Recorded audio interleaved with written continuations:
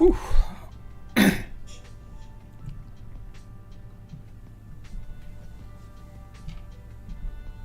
Savage. All right. How's everybody doing today? Okay. I want to do a quick sound check in the chat. Make sure that everybody can hear me. I'm very excited for 1004. 14. 1014. We've been talking about this for a while because we know that this is the end of volume 100, right?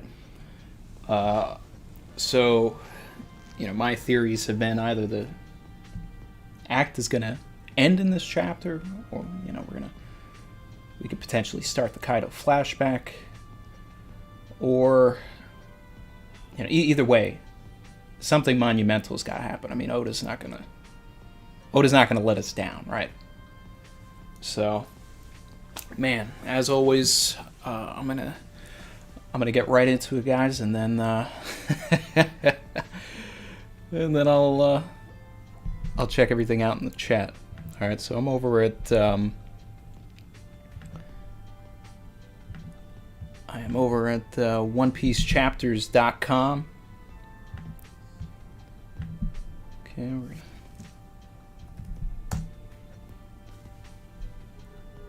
Man, all right.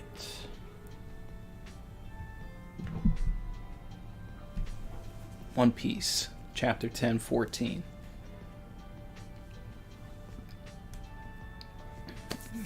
Got the OST in my ear.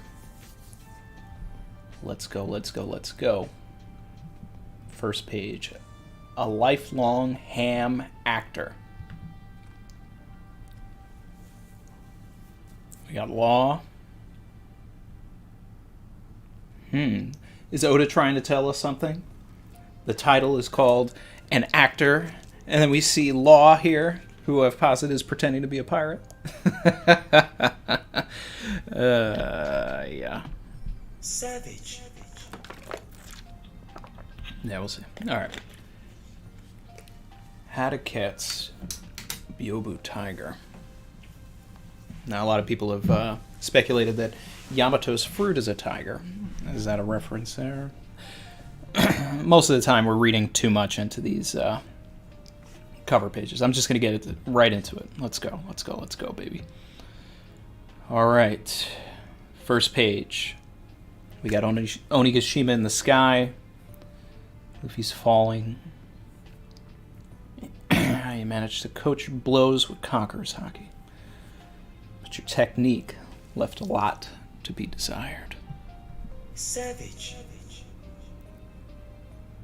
What was it again? Gomu Gomu no? Yo! Savage. Wow. This man is really sweating the technique.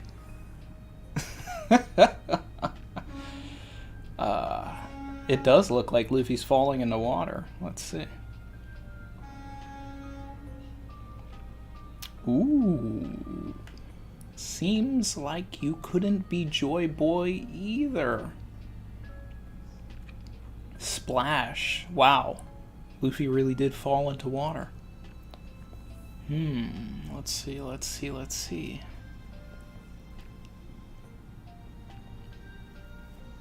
Ooh, are we going to get the Kaido and Momonosuke scene that I've been waiting for?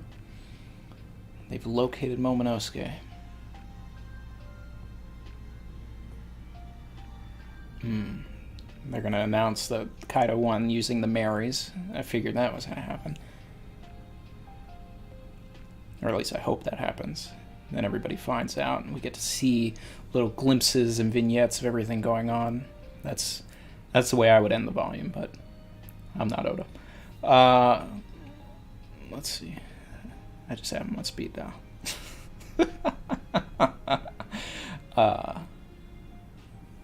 Alright, next page. Castle interior, 3rd floor. Ah, yes, but what they see is the decoy.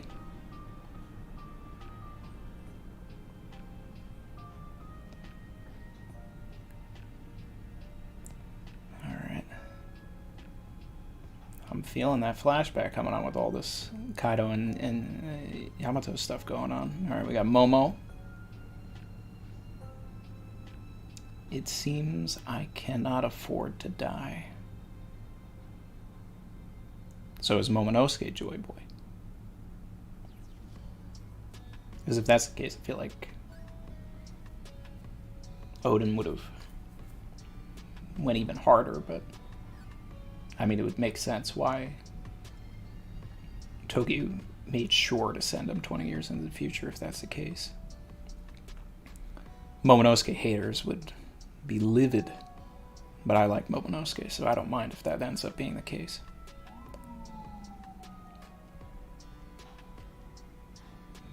What's going on with Momo?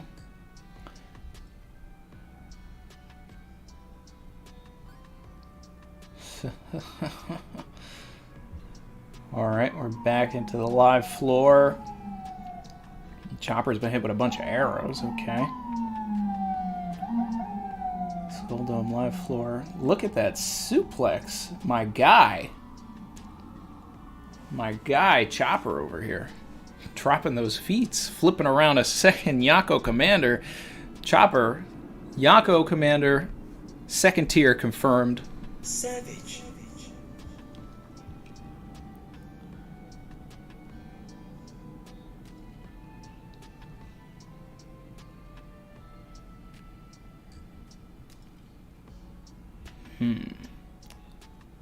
Pretty short of breath for someone who's supposed to be winning.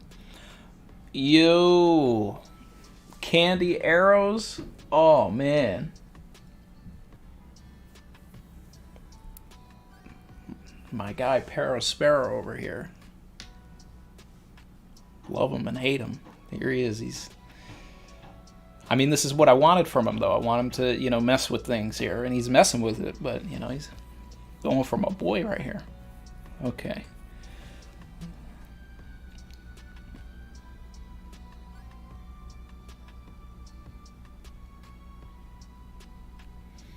Wow. My gigantification may last longer now. But I have less than 10 minutes left. Man, Chopper can stay a monster point for longer than 10 minutes?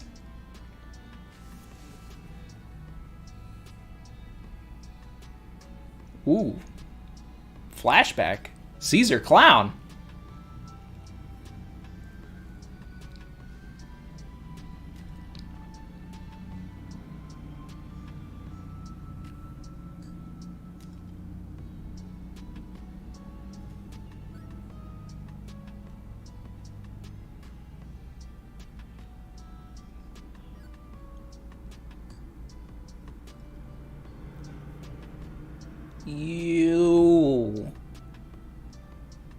If you gather the ingredients, I'm sure we can increase the time limit of your transformation to 30 minutes.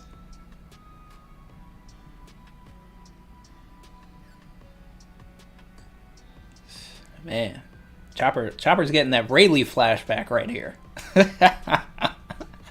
Oh, you didn't know this about Chopper? Boom. Okay. Black coffee attack.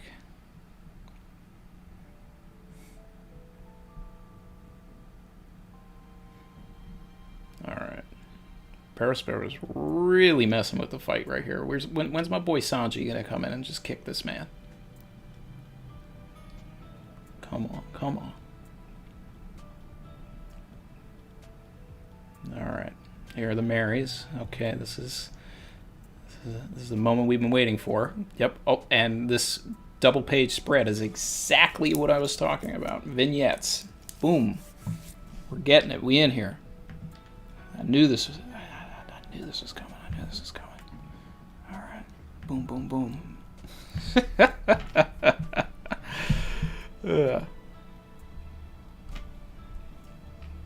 Another one. All right. We have news for everybody on Onigashima. A battle result. Straw Hat Luffy, the rebel with the highest bounty, has been defeated.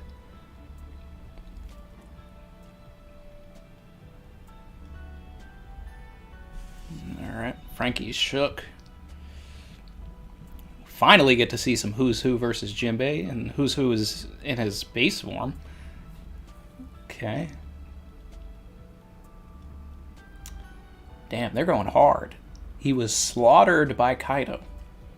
His corpse was dropped to the darkest depths of the night sea.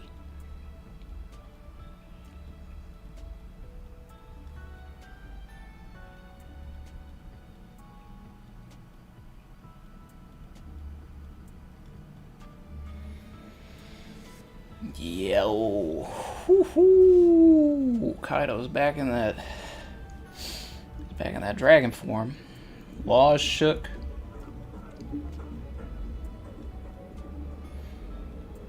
Big Mom's gloating. Thomas crying.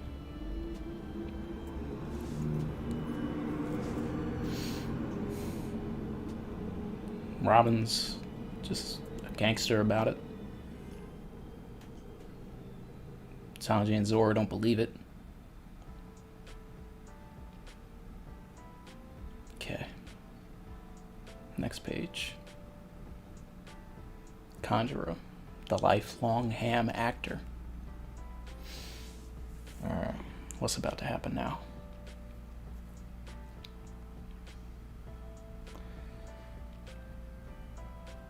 It's high time Wano submitted. You are fighting a losing battle. Here comes Conjurer, the true villain. The victor has already been decided. Straw Hat Luffy has. Alright, Kinemon and Kiku are over by Momonosuke now.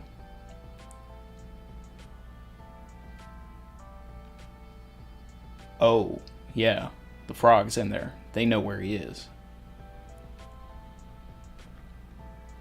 He's getting those Zunisha vibes right now. Okay. Kinemon, you have to tell everyone. Don't hold out on me, Oda. Finish that sentence. I need to know what he's talking about.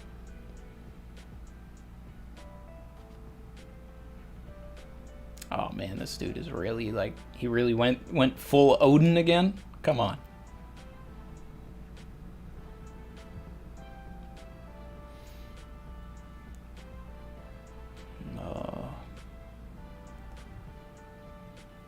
Yeah, there goes Kiku.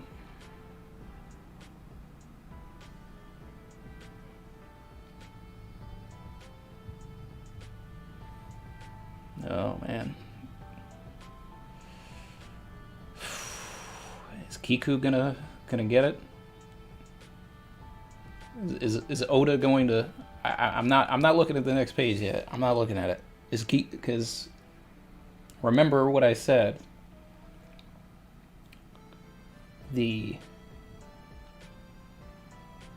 I'm getting vibe. I feel like I already know what's gonna happen on the next page, but the folklore Okiku is what the movie The Ring is based on. The dead girl in the well. What do we have in this chapter? We have Luffy falling into a metaphorical well after what you did to Ashura.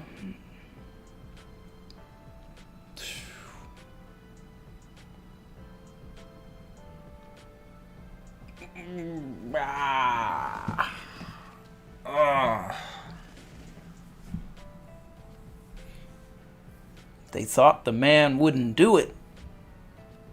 They thought he wouldn't do it. He took her arm. Nah, he's not gonna get rid of her.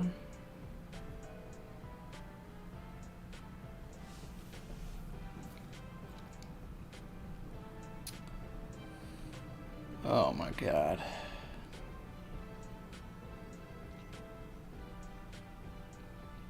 This is wild. Whoo, man.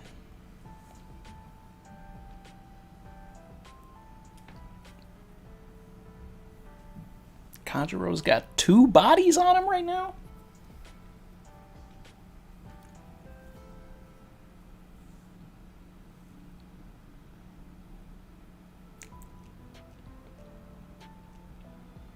Oh, wow.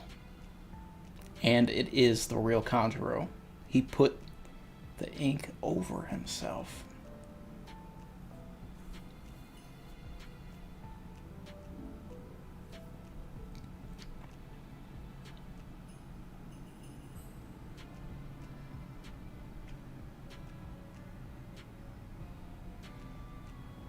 Kiku falls into Kin's arms.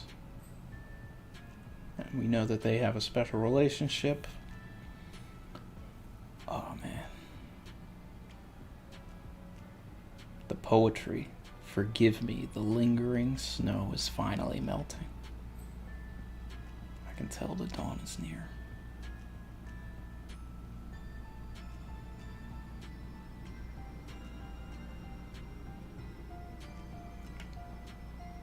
Bruh.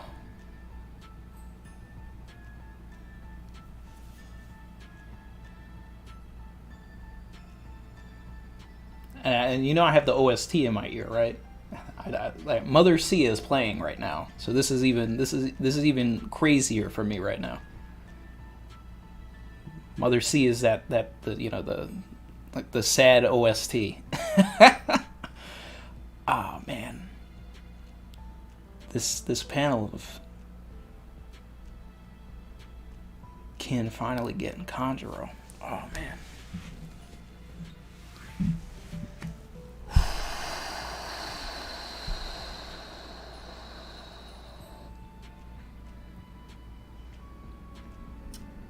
Someone had to close the curtain on my life.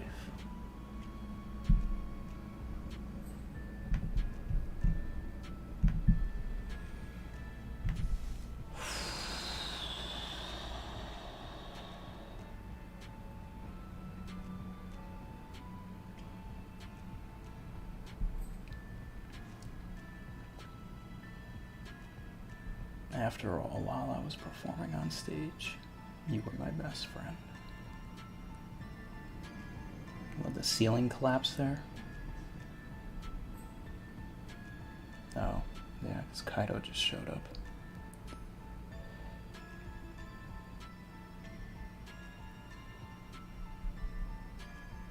Take Momo and run. Yo. Hold up.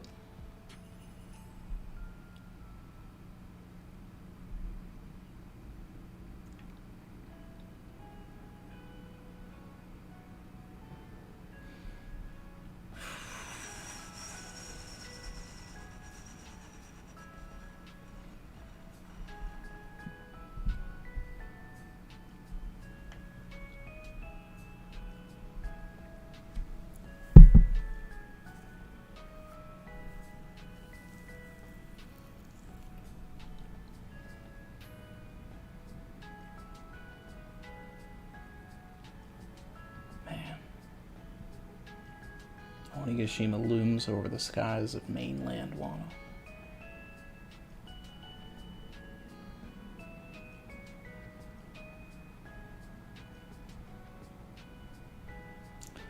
You know that feeling when you get everything you wanted? But it's still... Oh, man. But it's just bittersweet.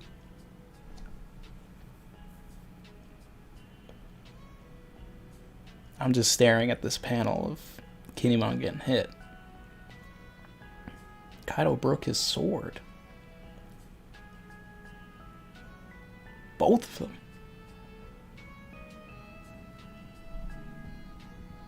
Man. Wow. Alright.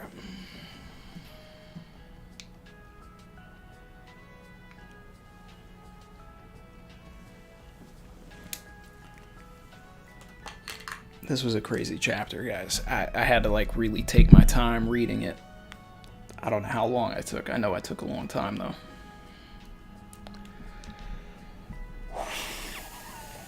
Ooh. Okay. All right, let's talk about this. Let's talk about this.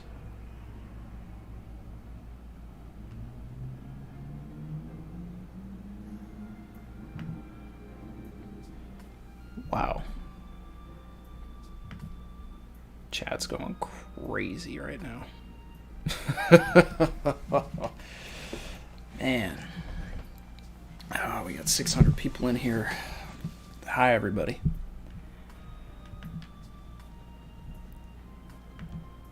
Oh, man.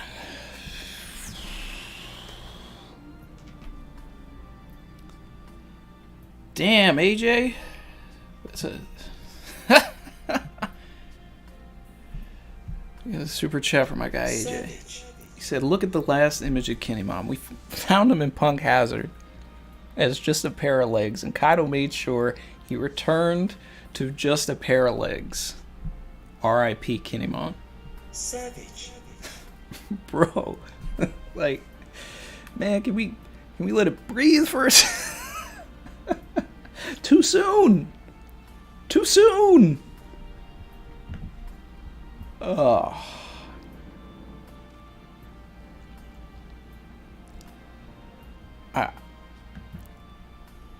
Kinemon's not dead yet.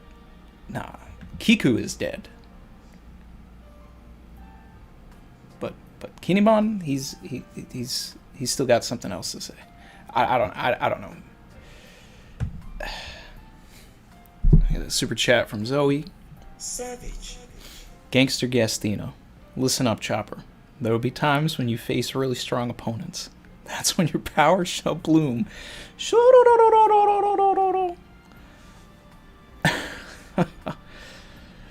Man. Super chat from E-Series. Savage.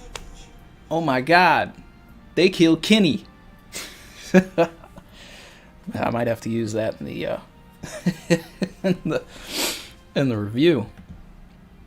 My guy Amrit. Savage. Thunder Bagu on his head. What if he turns into some kind of cloth, maybe? Please, anyone, please. That's the awakening of Kinemon's fruit. Now look, Kinemon's had the highest death flags at anybody for me. And he could go here. He's got all the right people to see this, right? But I still feel... Oda would be a true savage if he never has, like, at least that moment of Tsuru and Kinemon meeting. I'm not ready for that Otsuru panel, right? That's gonna be Dadan after Marineford level. Oh man! Wow!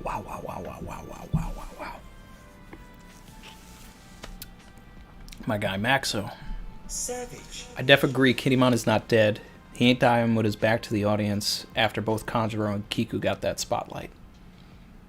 Big facts. Yeah, like he this hit will critically wound him, right? Like he's gonna die. I could see that. But man. Another super chat from Anthony Paul. Savage. Looks like Kaido's Kanabo. Slightly cracking in that last panel. Alright, let me see this.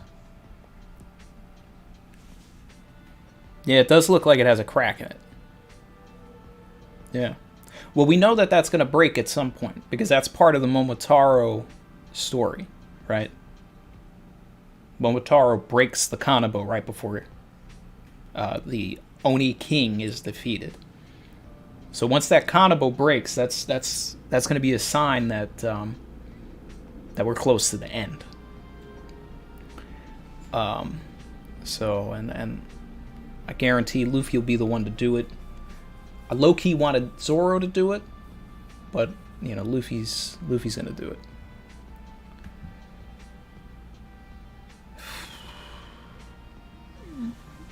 Brandon King. Savage. You think the 9 dead scabbards would be the tragedy? Damn, is that what Twitter's going with right now? Instead of the 9 red scabbards, the 9 dead scabbards? Savage. Yo. first of all,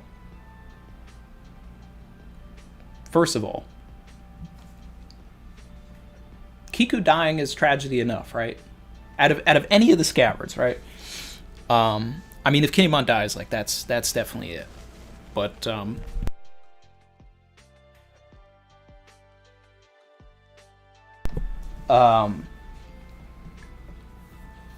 if Kinemon doesn't die in this act, like Kiku's enough. Kiku was with us from Act 1. Like, I don't have an attachment to many of the scabbards. I don't. Ashura Doji dying, I was like, okay, this was expected. Kiku dying. Like, we talked about it. We talked about the Okiku folklore. We talked about it. It's about a dead girl. That's what it is. It's about a dead girl in a well. So there was always the chance that Oda was going to kill Okiku. But after he took her arm, I mean, even I was saying, I don't know. Maybe Kiku's safe now. But the folklore was always in the back of my head. But Kiku's one of the people that, yeah, out of any of the scabbards, like, obviously, I had an attachment to Kinemon, an attachment to Raizo, an attachment to Kiku. I really like Kawamatsu. Ashura Doji, don't necessarily care about yet. Denjiro, need more from him. Izo, need way more from him. But I like him.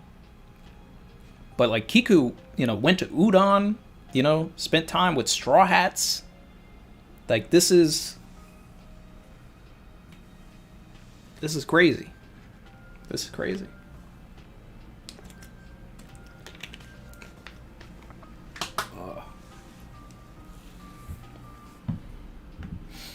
Super chat from Anthony Reiger. Savage. 9 dead scabbards equal to 9 shadows. They're dead bodies. See, I don't think that. I don't think that that's what it's going to be, right? I think that the 9. I think that there will eventually be a panel where Oda will make it very obvious that there are 9 people standing against Kaido, and the shadows will come, right? And I'm expecting those 9 people to be a true mishmash of characters with people that, nobody expects, right?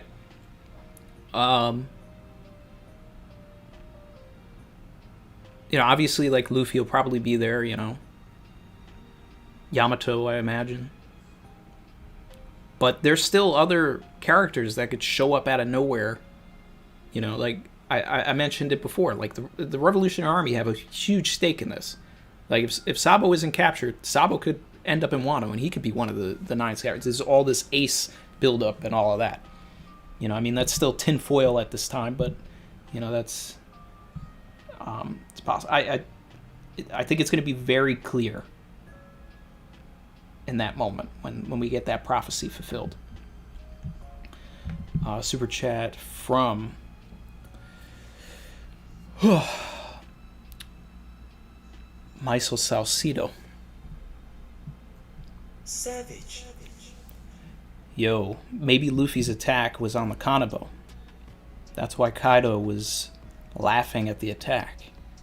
It will break just as the spear of Don Krieg saving Kin. Yeah, I mean, that's possible. I think we did see Luffy, like, actually, his foot going against the Kanabo in the first place. So he was clashing against the Kanabo for sure. Man.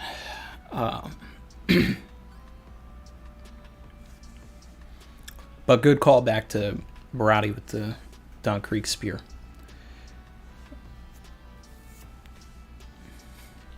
D's McNeese. Savage. One big dingus. Savage. Glad Oda never redeemed Conjurer. He's utterly evil. And a lot of people thought that was going to happen. They thought like it was going to be something where, at the final battle, like Conjurer summons the spirit of Odin and uses him to, like, give Kaido PTSD, and then they're able to get the final hit. No, I never believed that. Oda's too good to not stick to his guns on that. Man.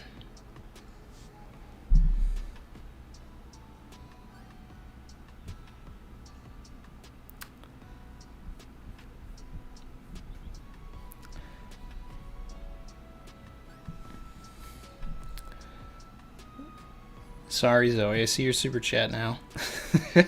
Savage. Kin will meet Suru in the afterlife. She's dead. I mean, if... if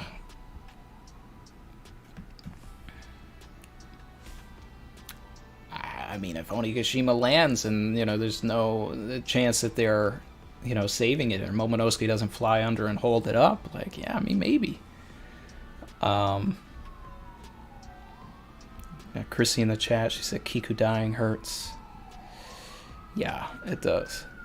My boy Randy Troy's a savage. Ryo said I missed some super chats from earlier. Sorry guys. This is a chapter I'm like trying to, there's a lot to process here. I'll run back. I will get to all of them. Don't worry.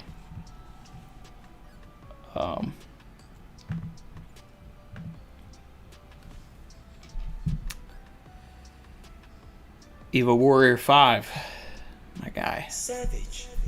Is Conjurer crying in his last panel? Large oof.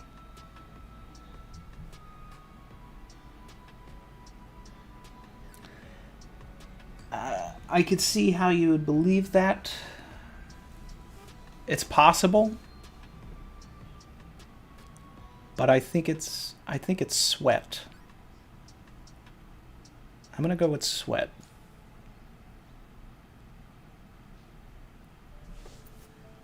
But it's possible. It's possible. Lucy B, thank you. Savage. I always expected a panel at the end of Wano referencing the last shot of that famous movie the Scabbers are based off of, The Seventh Samurai. The iconic shot of the 4 big burials with their swords stuck into. Yeah,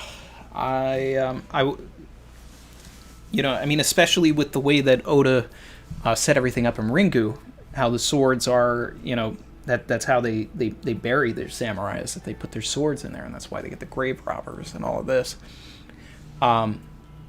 We're definitely getting that. Like Ashura Doji, Kiku, all of that, like they're Kinemon when it happens. Inuarashi is the next one. I feel like a villain myself for like calling all of these deaths, and they're all happening. I'm sorry, guys. Super chat from Carlos Cueva. Savage. Who do you think saves Luffy from the water?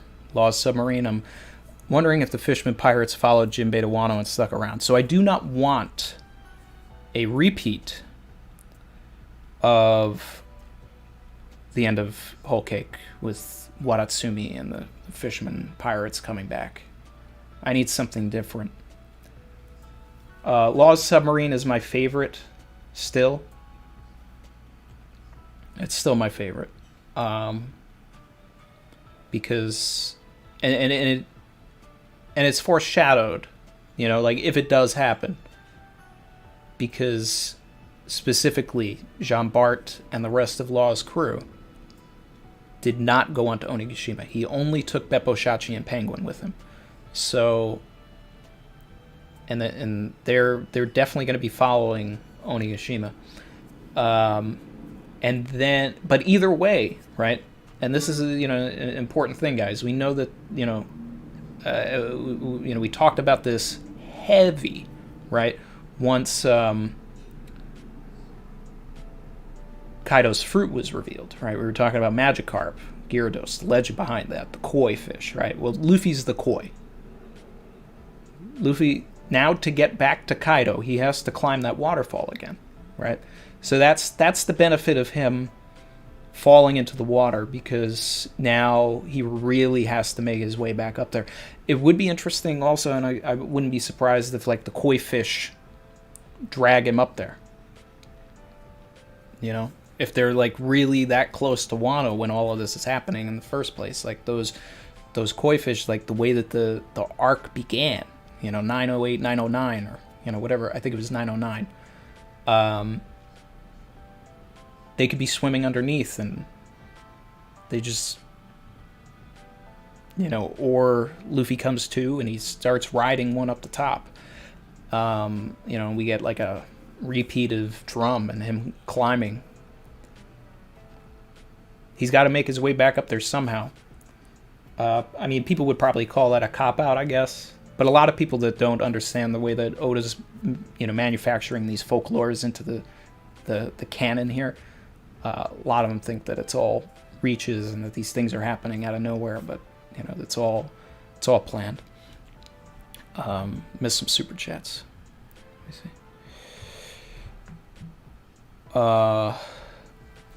Anthony Reiger, $20. Thank you. Savage. How do you think Luffy gets back up? I'm thinking either Law calls a submarine to go and get him, or he gets grabbed by the octopus we saw at the start of Wano. Rieger. Sorry about that. Anthony Rieger. Love your channel. Keep it up. I mean, we were just talking about that, but I love the idea of the octopus. And fun fact, in the Vivre card that just came out, right? Oda gave that octopus a name. So I think your thought of the octopus grabbing him is that's a solid thought. That's a solid thought. But I would love if it was a tag team, right? So if the octopus grabs him, and then they start together with the octopus, start using the koi to get back up. That's almost better than, you know, Law's ship saving him, but there's still a possibility for both. Either way, Luffy's out for a while. We're not going to be.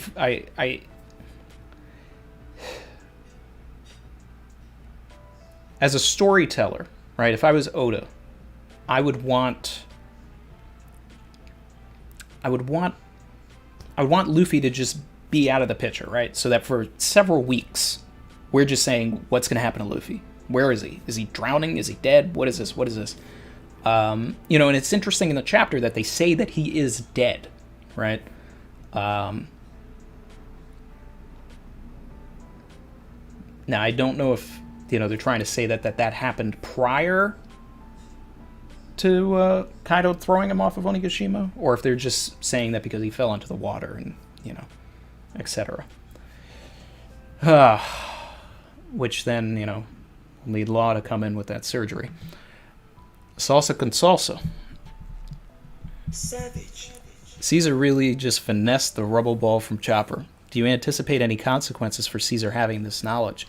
Ooh, yes. Oh man, if we see Caesar come back into the story and he knows the modifications of that, man, you know, I wish that flashback happened. I wish that was something we had a long time ago, right? Because I probably would have had a whole theory about how Caesar was going to end up working for Kaido, and then all of them were going to have rumble balls, right? That would have been crazy.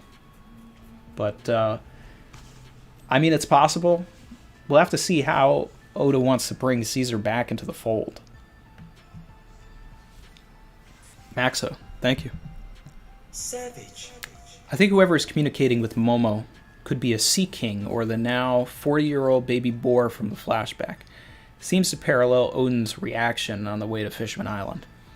Yeah, so the whole thing with Momo, that's why I said I was getting like huge Zunisha vibes, right? Now I've always felt that Momonosuke is an ancient weapon. And, you know, in the same way that Shirahoshi can communicate with Sea Kings, it's very possible that Momonosuke can communicate with Land Kings, right? So Zunisha I would consider a Land King. It's interesting that you bring up the boar, right? Because I've wanted Tama to tame the boar this whole arc. Well, since we got introduced to them in the Oden flashback. But that is interesting. Could Momo tame it? Because it is this huge creature. I think it would be kind of... I don't like the idea of Momonosuke also being able to communicate with Sea Kings. But whatever is going on with Momo could also be how Luffy gets saved. And it would be something that would have been set up since Zo, if that's the case, right? So that's possible. Gum Diesel, thank you. Savage.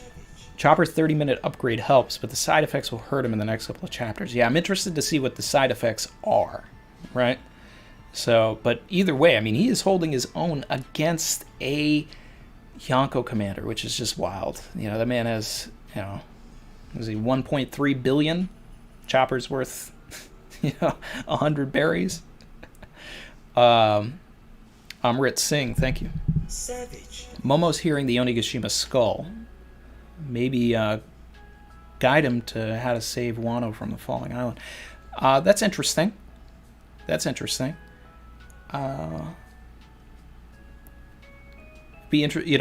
the skull still retains some sort of a spirit, almost like the Mary. That would be interesting. Someone having the power to, talk to the Club Waterman and all of that.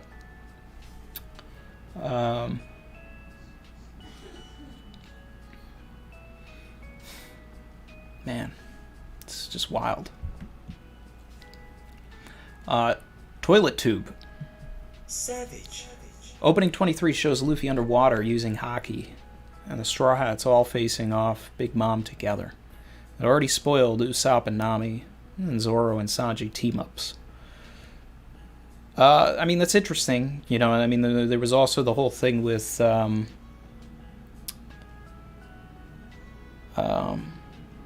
Denjiro and all of that getting spoiled, in the opening as well, and Over the Top. And I saw someone actually mention the Luffy underwater bit from the opening as well. I don't know how much Oda tells the anime, like where things are going. But it would be interesting, if he does clue them in so that they can, properly put the time and effort into the twists. I would imagine he does, right? Because Sukiyaki and Hitetsu have the same voice actor, so Oda had to have told them that they're the same person. One Big Dingus, thank you. Savage. What are your thoughts on the anime Toki death? So I watched it, and it made me really think maybe she is dead. So I'm if the anime is, getting clued in from Oda like we're talking about, right, then it's definitely Hiyori in the storeroom. I'm holding out hope for Toki, but she looked very dead. She looked Kiku dead. She looked Ashura Doji level dead, based on the anime. Ryo, my guy. Savage. What do you think of Momo's chances joining the crew after this chapter? I've always said he had the highest chance out of everyone. I mean, you know how I feel. Momo's joining. He's going to be the apprentice along with Tama. And whatever the importance of him is, especially if now Momo is actually Joy Boy. Which I would like more than Luffy being Joy Boy, to be honest, right? Because Luffy's already got so much going for him. His dad's the world's most wanted man. His grandfather is the hero, of the Marines. He's paralleling Roger at every step of the way, right? And Roger wasn't Joy Boy, right? But man, it would be way more interesting and a very good twist, in my opinion, if Momonosuke actually was Joy Boy. And, this calls back to, the scene that we saw in, it was like 993, 994, somewhere around there. I think it was 994.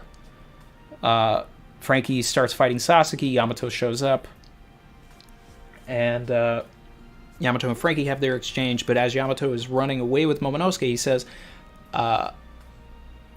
he just says how important he is. Like, you're the one who's going to bring upon the dawn. Not Luffy. It says that Momonosuke is going to be the one, right? So Momonosuke's Joy Boy vibes have been going on since then, for months now. But it's looking even better now.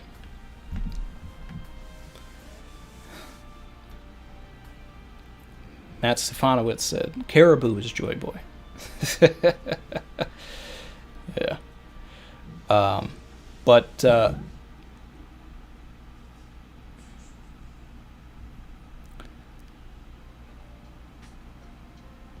let's see. All right.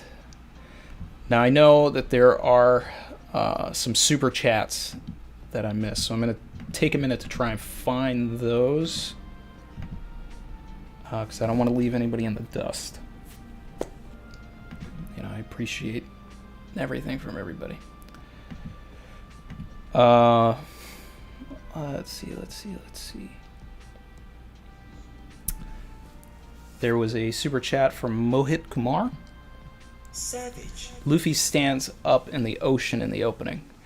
I'm gonna have to rewatch the opening to see that exact underwater part, but Luffy definitely is not standing up in the ocean in this opening unless he lands feet first onto the submarine. But that's interesting. There was another super chat from Zoe that I missed. Sorry, Zoe. Savage. When is Vivi returning, Randy? The age-old question. When it says Act 3 end, right? Which now the act didn't end. Okay, so I have to realign my thoughts on this. And I've been thinking about this also ever since it was released, that volumes 99, 100, and 101 are going to be a 3 combined cover, right? We talked about this last week. So,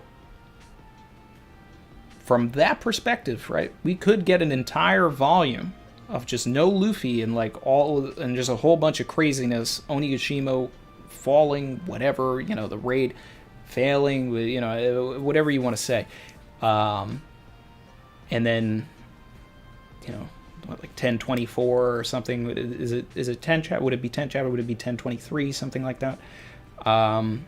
But then there's also, the whole thing that everybody's talking about with the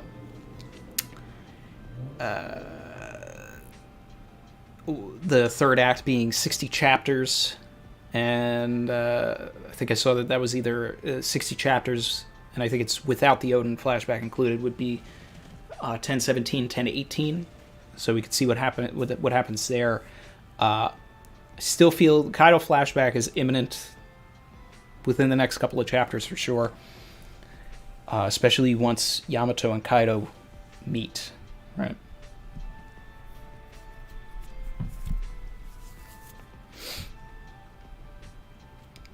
Let's see.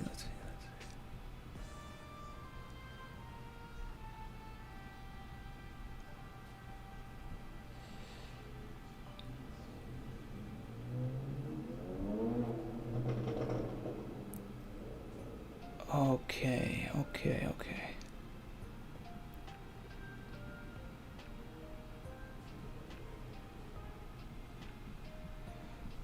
All right. Super chats from Donnie Luciano. He did 4 while I was reading. Savage. Savage. Savage. Savage. Appreciate it, Donnie.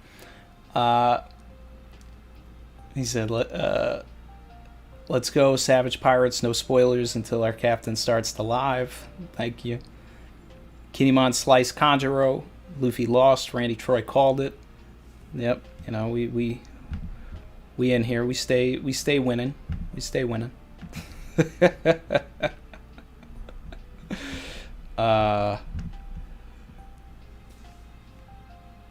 Kaido and Conjurer smoking right now.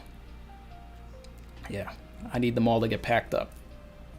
All right, I think I got everybody at that point except for like the new ones that just happened. So if I missed anything else, let me know. Let me know. All right, Chris Saltos. Thank you. Savage. When 9 shadows are cast, woven together through 20 years of moonlit night. I think the 9 shadows all represent all the Straw Hats being brought together through Luffy. And Luffy is the 20 years of moonlight / Joy Boy. I mean, you know, there's foreshadowing either way, whether it's Luffy or whether it's Momonosuke. Right? The idea that Momonosuke could be Joy Boy really wasn't a thought until like 994, and I could be wrong on the chapter. I think it's 994. It's whenever Yamato said that Momonosuke is the one that'll bring the dawn. Because up until that point, everybody else really thought that Luffy was going to bring the dawn, and essentially he will. But I think that Momonosuke is going to have a huge part to do with it, and he should, because this is his homeland. But I don't want to see all of the Straw Hats, right? And even then, we won't, because there's technically 10 now, because Jinbei's back. I want to see a situation like in Skypiea, when Enel said that 5 people would be around at the end. And we knew that, you know, there were 7 Straw Hats, so 2 of them wouldn't be there at the end. And realistically, by the end of it, there were only 3 Straw Hats that were there. And they weren't the ones that people would have thought, right? Because Luffy was in the snake, so he was immune to Enel's observation for whatever reason. And, you know, it was Zoro, Robin, Nami, Gonfall, and Wiper, right?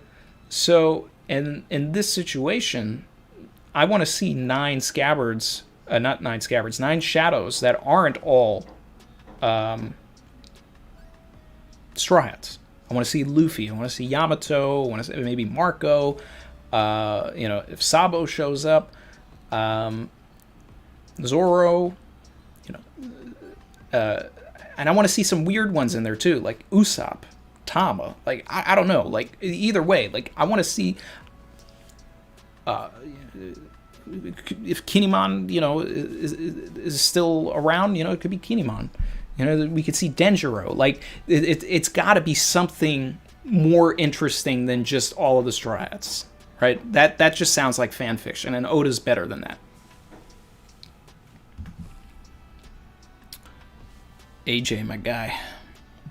Savage. I've been saving this for a while.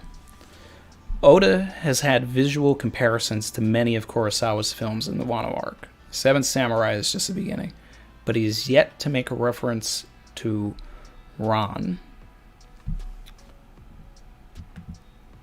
Ran is about a warlord who abdicates his throne so that his 3 sons can rule in his stead. What One Piece character left mysteriously and had 3 strong successors take over the land? Kaido's flashback will...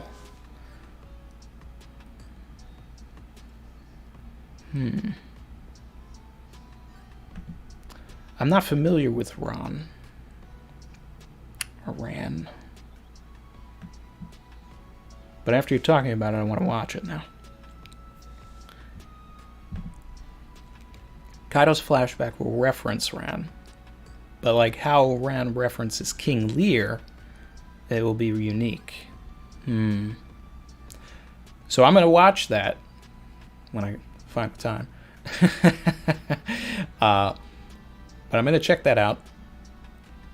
And then we'll be able to have a discussion about it for sure.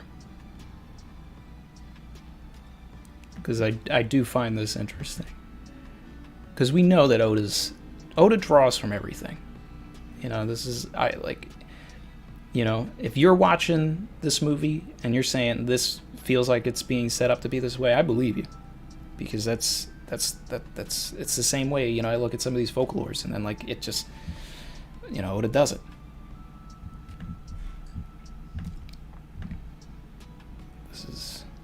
This is insane. Oh, man.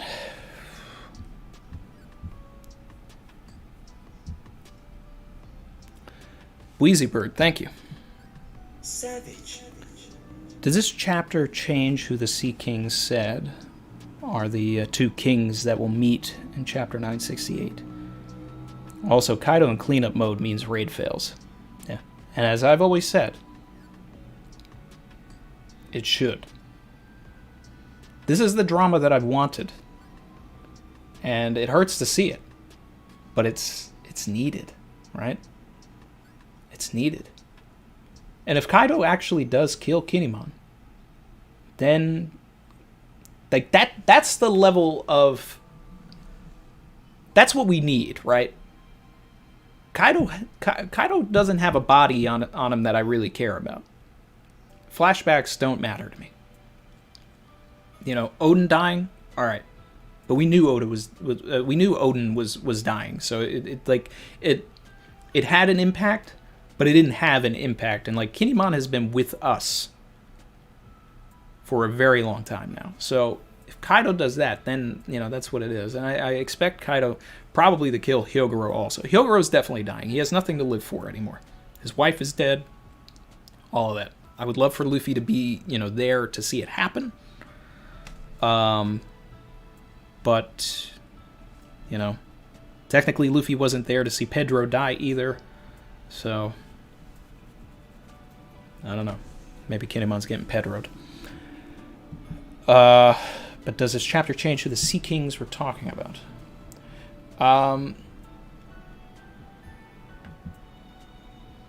Well, it depends. You know, are the two kings could be, Luffy and Momonosuke. Eventually they meet, right? So it's a possibility. Very motivated. Luffy and Momo could easily be the red herring for each other. Yeah. Zoe? Savage. The Sabo, Ace, Luffy, and Tama connection. Salt. Yeah. A lot of people will be salty when they see that happen. We get more, you know, info on all of that.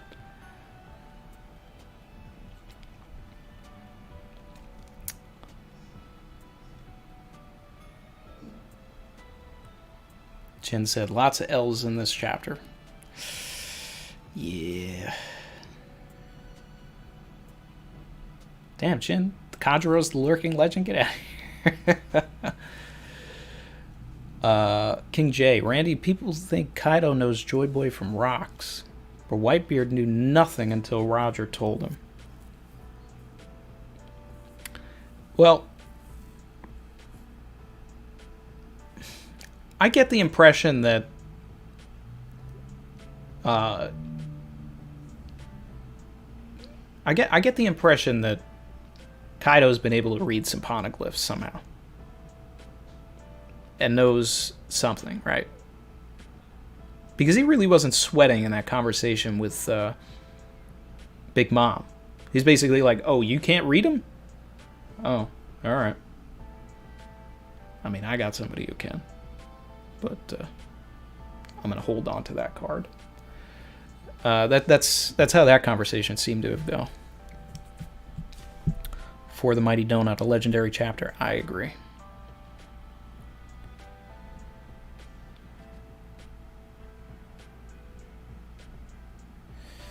Bastiano T, thank you.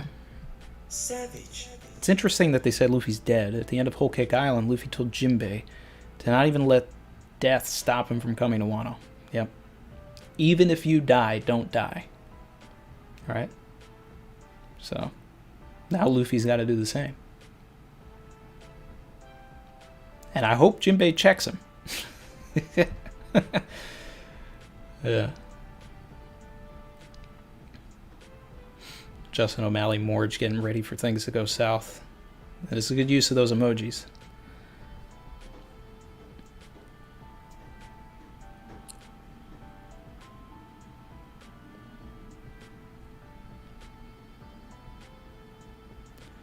Bernardo said, Randy, do you think it's possible for the Grand Fleet to save Luffy? I mean, you know, anything is possible, but I would say that those chances are lower than most.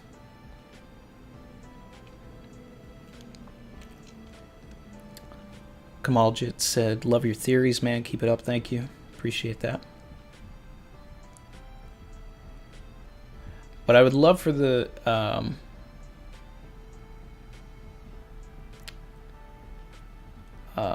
I would love for them to show up, because I fully expect Vivi to be with Sai or Leo if they do show up.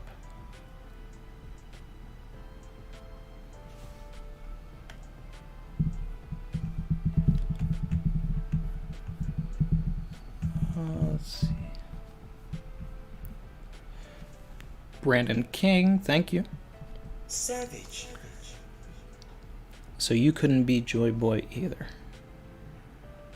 Meaning Roger. You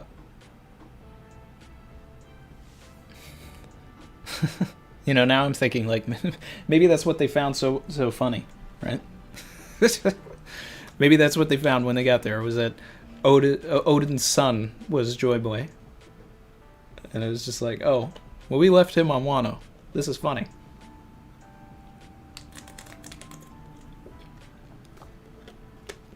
But in that situation, like, if it was necessary for Momo to be there, you know, they could have just gone back and picked him up. It's going to be interesting to figure out what the role of, you know, this Joy Boy stuff means, anyway. You know, is it entirely necessary that someone is or isn't Joy Boy? Does Luffy need to be Joy Boy? Does Momo need to be Joy Boy? Like, could there just be one Joy Boy, and it doesn't necessarily need to be a situation where, you know, this is the reincarnation or anything like that, or, you know, every 100 years or whatever there is a Poseidon.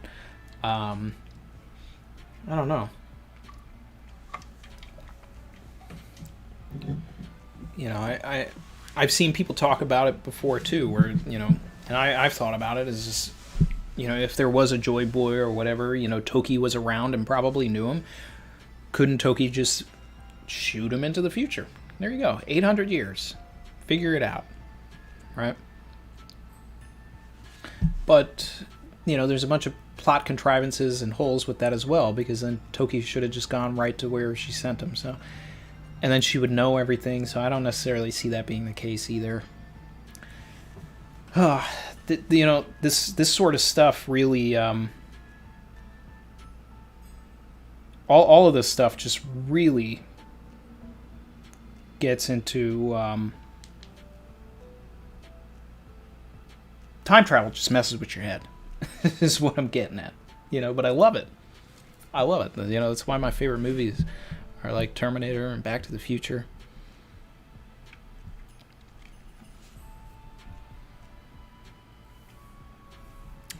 Yeti said, Randy, do you believe Joy Boy is a title or an individual? I believe that Joy Boy was an individual during the Void Century. But, you know, whatever he stood for,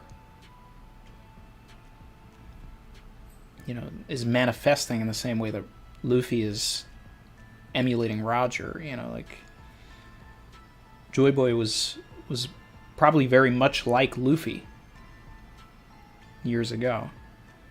Infectious, able to rally people, stood up against the oppression, right? Because the way I see it in my mind was that there was, you know, the world government were the bad guys, right? They weren't called the world government. They didn't establish themselves as a world government probably until they defeated Joy Boy and the Ancient Kingdom, and then decided to turn the world into their image and created the world government and oppressed everybody, slaves, building bridges, all of this stuff. It's the kind of stuff that Joy Boy was trying to stop, but he wasn't strong enough. Or he made some sort of fatal flaw, some sort of mistake. That's why he apologized. He was supposed to bring Fishman Island to the surface, unite the world. He said that he would. What if he was someone that was like Luffy? I'm going to be the Pirate King. I'm going to unite the world. But then he couldn't do it. The forces of the world government were just too powerful. But then there was some sort of a prophecy that 800 years from now or whatever, there would be the person that would come and would unite the world, and that's Luffy. But somehow Momonosuke has to tie into that. But it makes sense if Momonosuke is just an ancient weapon, right? Because then utilizing the power of Shirahoshi with the Sea Kings, Momonosuke with the Land Kings like Zunisha and anything that is, that size. And then if there's Sky Kings or, something like that, or even, Momonosuke's power could be Sky Kings. Maybe Zunisha is considered a Sky King because of how tall it is. And that there are Land Kings, and, and that's more like Pluton, right? Because, yes, we saw the blueprints for Pluton, and Pluton is meant to be a ship. But then there's also the idea that the ship was a countermeasure to the ancient weapons. But all of the, if they all follow the situation, so it's like if Shirahoshi is a conduit for the Sea Kings, right? So without Shirahoshi, you can't command the Sea Kings. Without Momonosuke, you can't command Zunisha. So it stands to reason that whatever Pluton is, whether it's a ship or whether it's something else, or if the ship is to combat all of them, whatever, the same rules should apply, right? And I still believe that Vivi is the other ancient weapon. So whatever Vivi, turns out that she can control or whatever, like that's what that is. And I think that that's also part of the reason why Imu is after Vivi, right? Because Imu clearly knows that Shirahoshi is an ancient weapon, right? So, but maybe Vivi's the most destructive of them all. And then we can go back to Alabasta, and it's just like, wow, like all of this talk about Pluton, and it's like Oda had this right from the start.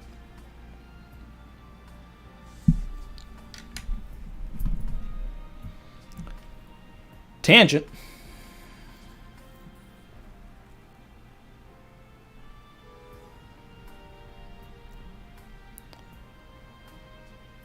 Noise Lida. Thank you. Savage. Hi, Randy. Do you think chapter 976 might be foreshadowing the Scours that will die on this fight? Regards from Chile. Is that the chapter where it had all of the scabbards like silhouetted? Like it had Ashura Doji and it had Inuarashi shadowed as well. Because if so, I believe that was Kiku shadowed in that. I forget. Put it in the chat if she was. Because I've always been saying Ashura Doji was going to die because of the folklore of Shuten Doji. For more information on that, go check out the video I made for 1008. And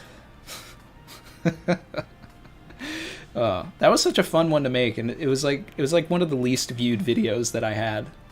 And I was upset because that was the one where like I predicted the entire chapter, but I talk about the whole folklore there, and it's basically about a guy that dies, and then Okiku is based on The Ring, the movie The Ring. Inuarashi I just expect to die because like you just, as a storyteller, you don't create two characters that are split kings and all this, and they're fighting there's so much dramatic tension. One of them dies, then if it's Nekomamushi has to take over and rule over Zou and all of the minks in his stead day and night, and reflect on all of the fighting that they did for years. It's just emotional. It's just emotional. And I respect Oda as a writer good enough to pull something like that. And he showed us that in this chapter, right? The Kiku death, that was A1.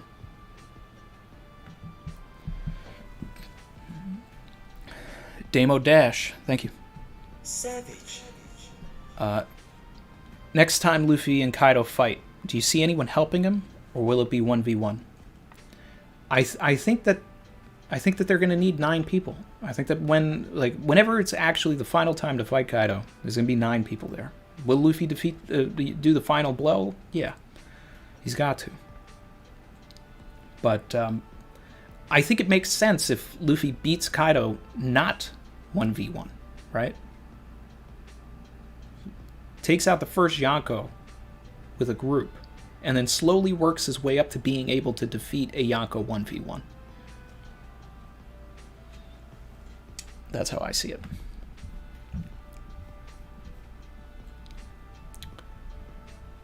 Justin O'Malley, my guy. Savage. Excited to see how Oda gets around the Chosen One problem that plagues series like Naruto. I've got faith that it'll make it satisfying. See, that was the thing that bothered me all the way back reading Weekly when,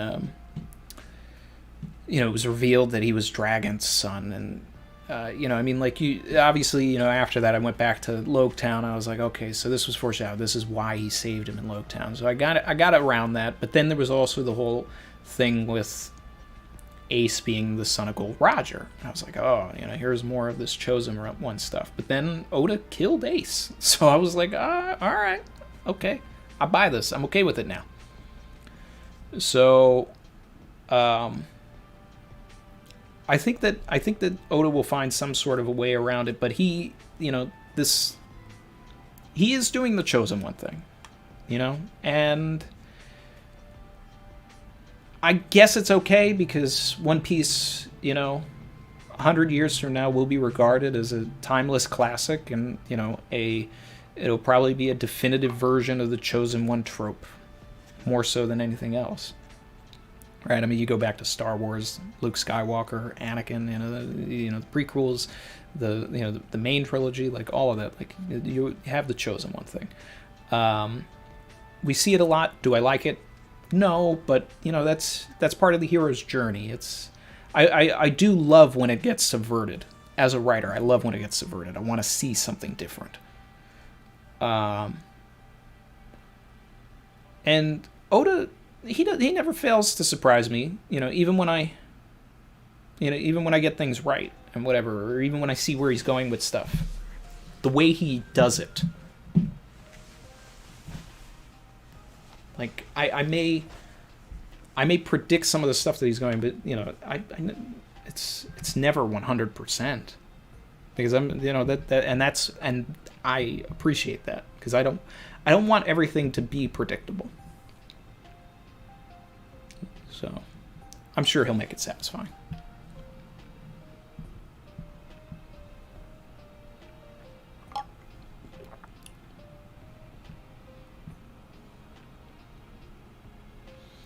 Clyde said, would you like it if this was how Kinemon died? If this is how Kinemon dies, Oda is a true savage. I mean, at least Kinemon got, Conjurer before he went out, but man, I think that this is what mortally wounds Kinemon. This is what sets him up for death. But this can't be how he dies. This can't be. Conjurer, dead. Kiku, dead. Ashura Doji, dead. Kinemon, going to die. Inuarashi, going to die. Hyogoro, going to die.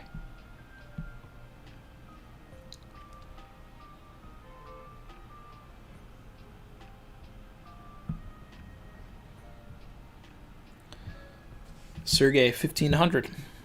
Savage. I think Pluton is the ruler of the mortals, i.e., The ability to speak directly into the hearts of men from great distances.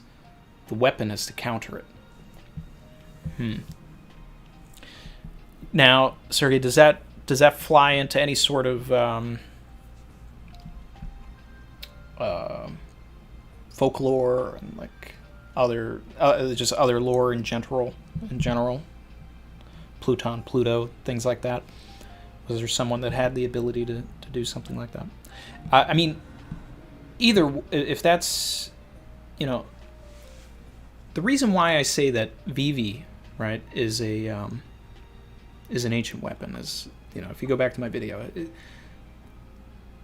I believe that, and maybe it's just the voice of all things, but I think that Vivi made the rain happen in Alabasta.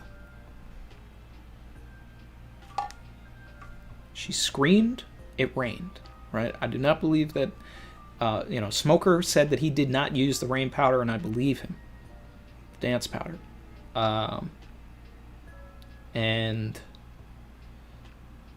a lot of people think that because Crocodile was awakened, he sucked up all the moisture. I don't know about that. Because if you go back to the very first time, and I've talked about this plenty of times, and even in collabs and all that with other guys, like, you go back to the very first moment that Shirahoshi uses her power. Oda drew the face of Shirahoshi and Vivi yelling in that instance exactly the same, and then the next panel is nearly identical as well. So that just seems to me, and you're only going to get this from the manga. You can't go to the anime and expect to, see a one-to-one. That's like going to episode 4, seeing Luffy use Shanks use Conqueror's Haki, and then expect to see the exact same effect when he uses it on Motobaru. It doesn't happen. So whatever, Vivi has some way to like manipulate the sky or weather or something. I don't know, but this speak directly into the hearts of men from great distances. That's something like that as well. Oh man, my guy Tyrone Will. Where's King? That's a great question. Did we I gotta Savage. my man the Savage. Another one. Appreciate you, man. That's crazy. Yeah. Drop the W's in the chat for my man Tyrone over here.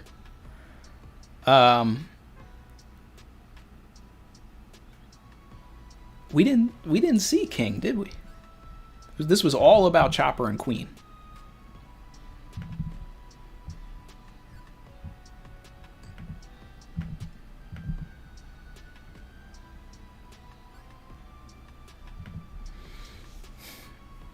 Yeah.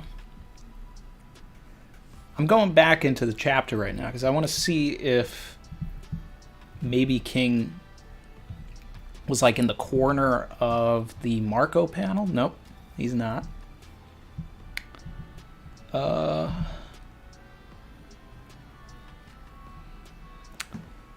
He's not flying around with the only thing I can imagine is that Marco is holding him at bay, right? Because if no one was stopping King, then he would have taken out he would have taken out Chopper a while ago, or at least tried to jump in.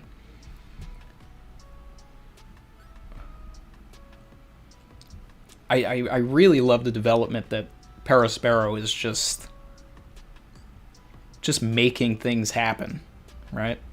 He's just shooting these arrows. Yeah, I do not see King in any of these panels.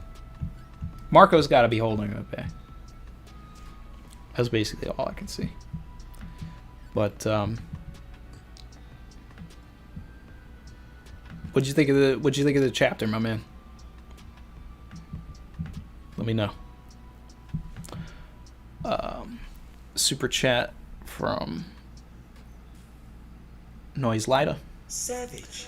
On chapter 976, page 2, there are 3 scabbards that say they will die together with Kinemon. Ashura, Inu, and Kiku. Yeah. And that's crazy because, you know, obviously I knew about the Kiku folklore, but I wasn't sure if Oda was going to go that route. But I knew that Ashura and Inuarashi were going to die. And it was even before that chapter. I was just like, if anybody's going to die, it's definitely going to be these guys. So I'm going to reference that in the when I do the review for sure. Because I don't know if that's the panel, if that's the one where they are all shaded out and all that on the bottom. I remember the page. It's like they're all saying things, but then like you see all the scabbards, but some of them are shaded out, and then other ones are not. And it's very possible that that's what's going on here. But if that's a different thing, I'm going to bring that up. Gabe C. Savage. Love the Chopper focus of the chapter. He gets so much hate, unfortunately. Yeah, man. You know, and Gabe, you know, that really comes down to just a lack of Chopper being useful in the post-time skip. Now, we love Chopper over here, okay? You know, if you don't like Chopper, you know, you can go hang out with my man JD Legend and listen to him. You know, and that's no shade to my man. I just know that he's got an agenda against Chopper. But Chopper's Chrissy's favorite Straw Hat. I like Chopper a lot.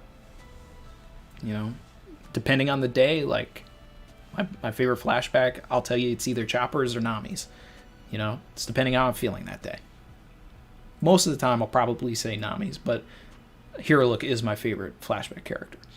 Now, I don't agree with the Chopper hate, but I do need to see some more Chopper doctoring, and I need to see him, you know, really holding his own. And this is the best Chopper has looked.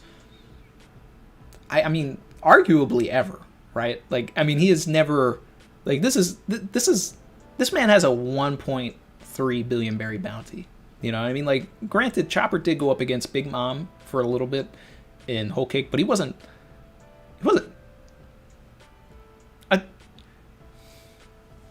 The idea here is that if Chopper's only got 10 minutes left and we were told that this thing lasts 30 minutes, that means he's been fighting Queen for 20 minutes. Did anybody put that together? Because I just put it together right now, right? He was fighting Queen for 20 minutes. A second Yonko commander. Put some respect on my boy's name. Might have to bring back the the Birdman meme for this one. Yeah. Say my name, put some respect on it.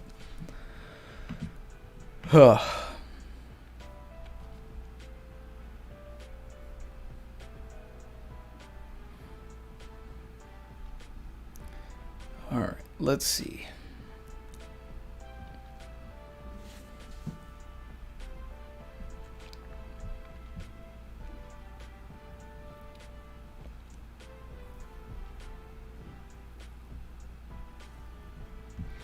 Super chat from Carl Rebel.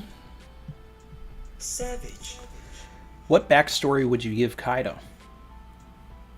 Well, I mean, the way I see things with Kaido is, you know, you got to break down the character, right? What do we know about Kaido? He wants to die. He has an attachment to having a worthy death. He has an attachment to being worthy. So he's like heavily depressed, heavily suicidal, but at the same time very ambitious. You know, which are two things that don't necessarily go hand in hand very often. But so I would expect that he had to have had some sort of backstory where he was constantly beat down for not being good enough, right? Which made him fight even harder to be the best, and eventually he comes out as the world's strongest creature, right? But there had to have been someone in his life that just didn't cut it. Someone that just went out like a chump. Someone that he really respected, but just didn't. Someone had to have let him down dramatically. Like, if he had a father or mother or whatever, maybe just Rox. Maybe he looked up to Rox so much, and in the end, Rox, as ambitious as he was, collected this superpower, Super Friends, Justice League, Avengers of pirates, right, to go up against the world government. This guy thinks he's Joy Boy, right? Maybe that was the thing. Maybe that's the thing, right? That Rox believed that he was Joy Boy. He was delusional, right? But he didn't know, everything that Roger eventually would go on to find out, right? And we know that Roger was a pirate for a really long time prior to even trying to put the poneglyphs together. So maybe he got the idea from Rox. Maybe Rox was the first person to actually want to go up against the world government. What if Rox ends up not necessarily being a villain, but like kind of a good guy? That would be kind of a twist to what we would think of Rox. But then eventually he just gives up. Or maybe he finds out something, and maybe that ends up tying it to Blackbeard or, whatever. Like, a lot of people think that he's like the reincarnation of Rox, Blackbeard, and all that. But if Rox just gave up, maybe that's why Kaido, just believes that, some people need a strong death. Like, nobody talks about Rox. Nobody talks about him. He's not someone to, have to occupy your drink, right? We didn't know about him until chapter 967. You know what we did know? Roger, right? So maybe that's what we'll see. Because I definitely, we get the Kaido flashback. We're definitely going to get some Rox information. Although I do want, a lot of stuff with Yamato. Yeah, I mean, that stuff I just thought up on the top might be worth its own video.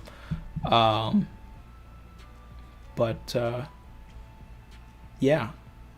Rox has just a shitty death, and then Kaido,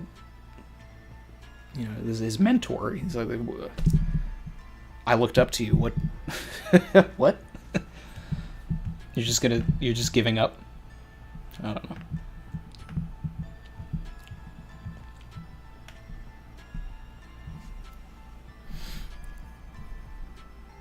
Nick the Sword, my guy. Savage.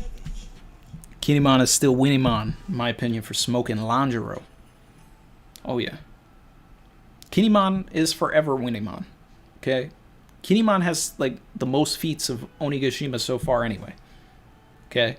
That man came in hitting immediately. Right? He's the first one to pierce Kaido. Cut the fire. He was dunking on Kaido left and right. And now, Kaido came in and dunked on him.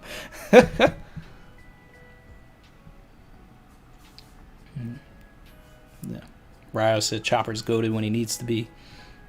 Chrissy jumped into the chat when we were talking about Chopper to remind us that he's one of her favorite Straw Hats. Yep.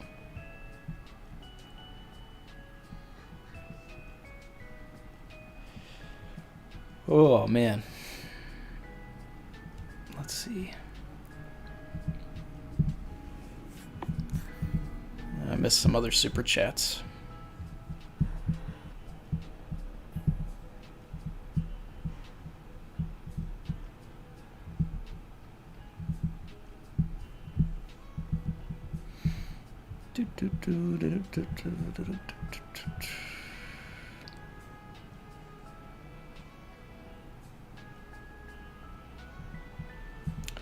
Evil Warrior. Fighting Queen for 20 minutes while Parasparrow is shooting arrows in his back. Yeah.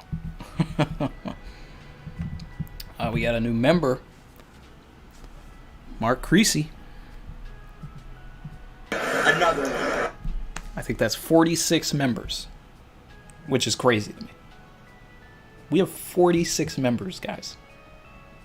At 50, we get another emoji. Thanks, Mark. Welcome to the channel.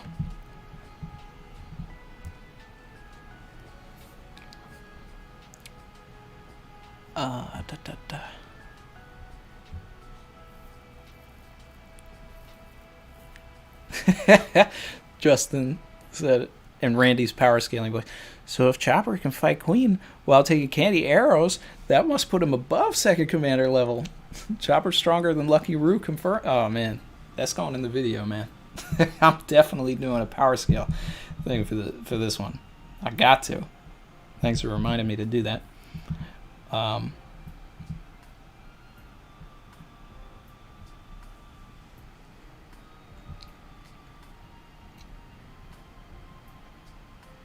Chin asked, which backstory made Chrissy cry the least, excluding Nolan's? Well, it would definitely be Nolan's if we weren't excluding it. I mean, there's nothing really to cry about in Vivi's. But if I can remember, I don't want to speak for her. I don't know if she's still in the chat right now or she's dealing with Mars. What was that?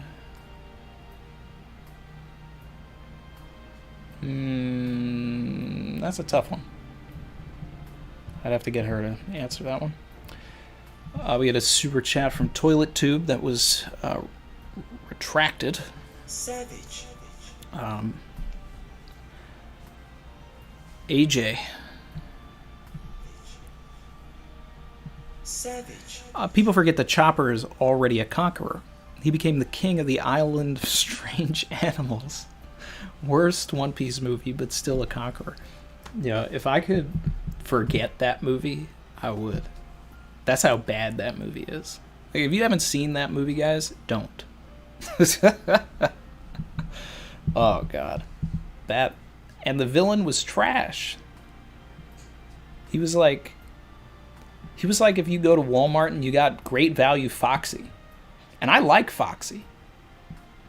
But that was... He was Dollar Tree Foxy. I don't even remember his name. And I'm glad.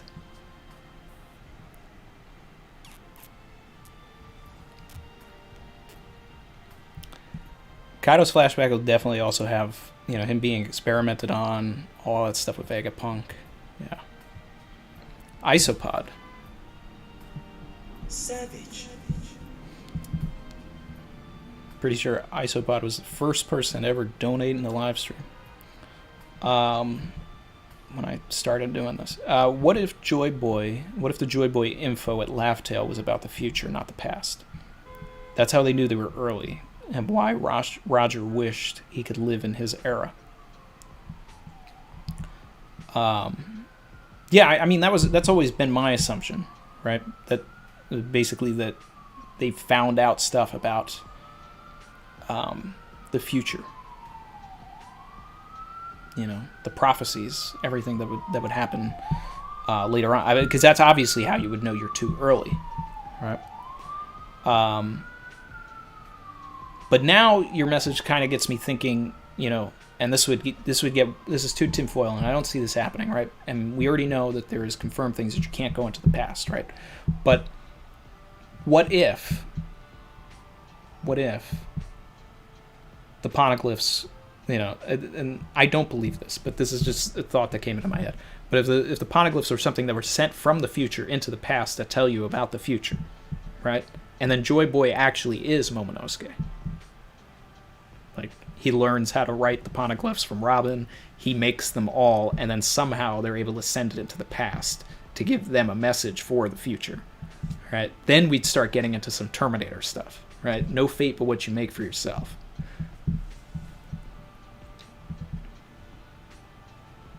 That'd be crazy.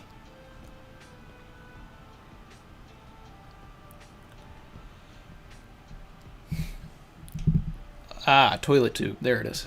Savage. What were the added risks Caesar talked about?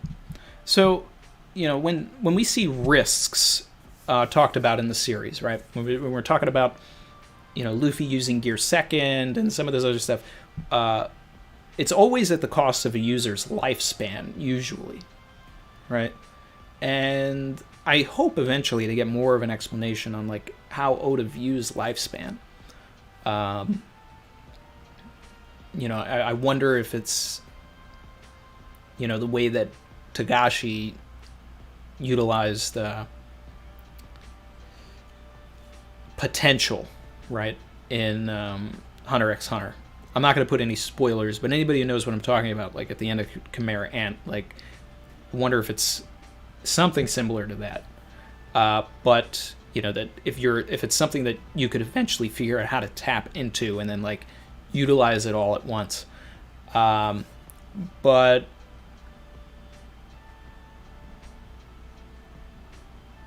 yeah, I think that the added risks will be, he's going to be... We know that Monster Point, right, put him out of commission pre-time skip. He was just done. Like, put him on a stretcher. He's done for the arc. So we could be getting that again. Like, he gets to be Monster Chopper for 30 minutes, but boom, he's done. He's on the stretcher again. Now, ultimately, what we need, right, is Chopper to be able to do this without the Rumble Ball, right, which is becoming truly awakened, right? He's basically, this is the fakening. He's already able to transform into other modes without the Rumble Ball. He just needs it now for Monster Point. So I think that there's hopefully an opportunity for Chopper to learn about awakening. Maybe Queen goes into an awakened Zoan form. And, I don't think that Chopper has ever met an awakened Zoan in the way that Luffy did in Impel Down. So maybe he just needs to see it, and it'll activate something for him. But either way, he'll probably be on a stretcher after this. I don't know how much longer he can last against the second Yako commander.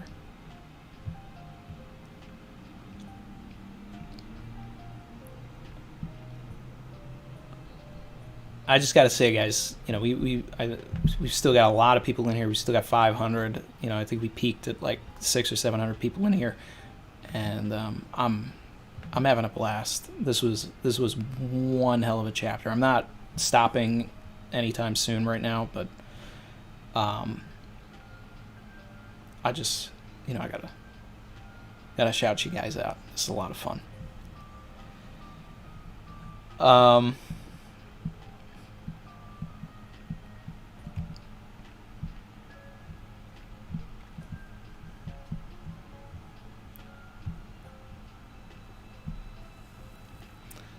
DNA Marty said, have you heard from Brago yet for a collab? I haven't actually reached out to Brago yet to set it up, but Brago said it's going to happen, so I think it's just he and I need to have a conversation, and we haven't really talked since he was in the chat, and then also at, when we did the collab with JD Legend. But on Twitter, like, Joy Boy reached out, and Sensei Inc., and I think that they want to do a collab sometime soon. So there might be a Joy Boy and Troy Boy collab coming soon. We've never actually talked, but we've had some Twitter exchanges.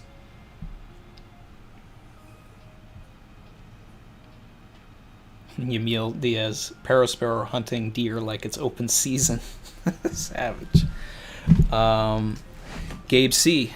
I missed this super chat. Savage. Maybe Ace is the other potential Joy Boy Kaido is referencing. He has the Wano connection, and Kaido was headed to Marineford, but he's died unexpectedly. Well, I think that that's probably the thought, like maybe, Ace could be Joy Boy. And I wouldn't be surprised if we get scenes that suggest it, right? That people believe that that's the case. You know, maybe we see a flashback between Whitebeard and Marco talking about it. That Ace could be, you know, the one that Roger was waiting for. And that we get more context between the conversation between Roger and Whitebeard, and that Roger thinks that his son could be that. Maybe in the poneglyph, it just said someone's son, not specific, right? Maybe it was something very vague, so that it was like Roger thought maybe it could be his son, but then Odin thought maybe it could be his son, and it actually is his son. I don't know. I'm getting ahead of myself here, but you know, just going off of what you're saying. We got a new member, Mike McGarity. Another one. Appreciate you joining the channel. Thank you.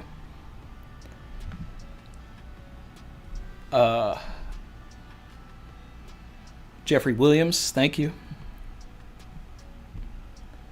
Savage. He said we here all day. Appreciate that. PK Roger. Savage. Sanji coming in hot to stomp Queen. And Chopper Man heals Zoro. Zoro sent him there. Yeah, so I mean, that's the whole thing, right? Zoro thought he was being slick, right? He's like, man, just go to the live floor. Come on. Like, I need to stop being packed up. I need someone to actually bandage me that knows how to bandage me. I need to get back into this fight. Chopper's over here. Take me over there. And then he falls asleep. Sanji's like, man, come on. You're just gonna tell me where to go and fall asleep? All right. But yeah, that's the whole idea. He wants to go to where the doctors are. But Chopper's gonna be on a stretcher, so it's gonna be up to Marco. Man, we're getting ready for some peak fiction here, guys. The ramifications of this chapter are gonna be coming in hot. But I need Sanji to fly in and stop Perospero shooting arrows. That's his first goal. I just need a panel of Sanji's foot in Perospero's face. Just one. Just one. Just one. All right? And then I'll make my big video where I talk about how much I want Sanji and Perospero to fight. And it'll just be like, you know, one real long thing.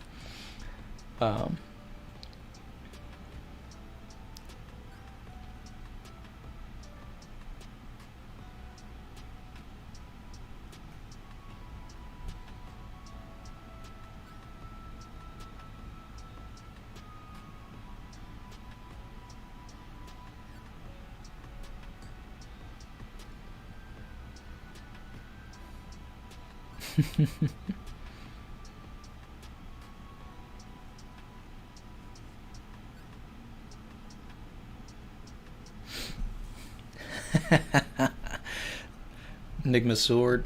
Savage. We now need a Kyle D. Reese or John D. Connor for real. Yeah.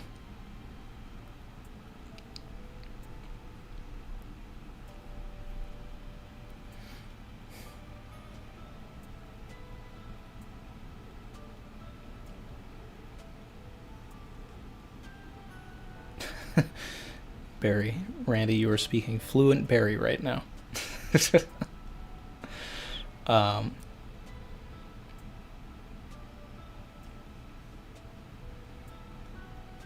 Chen said, if 1014 feels like 10 chapters, I hope 1015 Oda gives us another 10 chapters. This chapter was a long chapter, and I said it, guys. I was like, the next chapter is going to be one to remember. I said that. I said Oda was going to take it places and all that. There was no way he was going to not end Volume 100 without a bang. This is what he wanted. Things are going to speed up now. Things are going to speed up a little bit, right? Because Volume 100's out of the way. It's a whole new ballgame. Nearly knocked my mic off the table right there. RIP headphone users when I hit it. Sorry.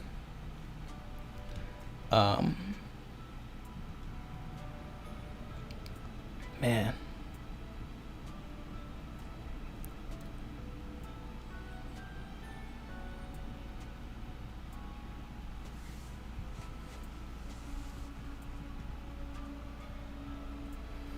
Chin said Brago's reaction to 1014 was funny. I'll have to check it out.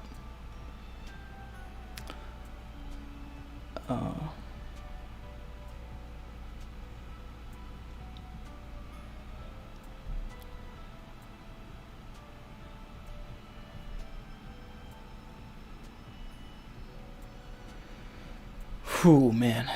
All right. Let's see where we are.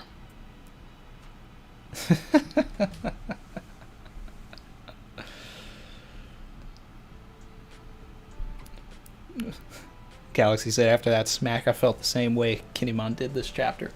Sorry, guys. Did that actually... did it? I'm going to have to go back and listen to that.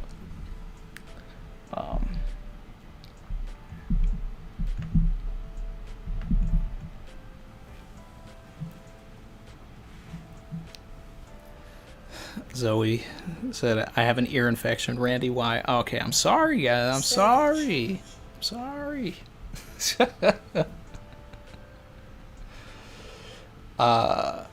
KL said, Randy, can you see Denjiro, Kawamatsu, and Izo surviving? If Oda kills Kawamatsu, I'll be surprised. I think Kawamatsu is safe. I feel like Raizo is safe.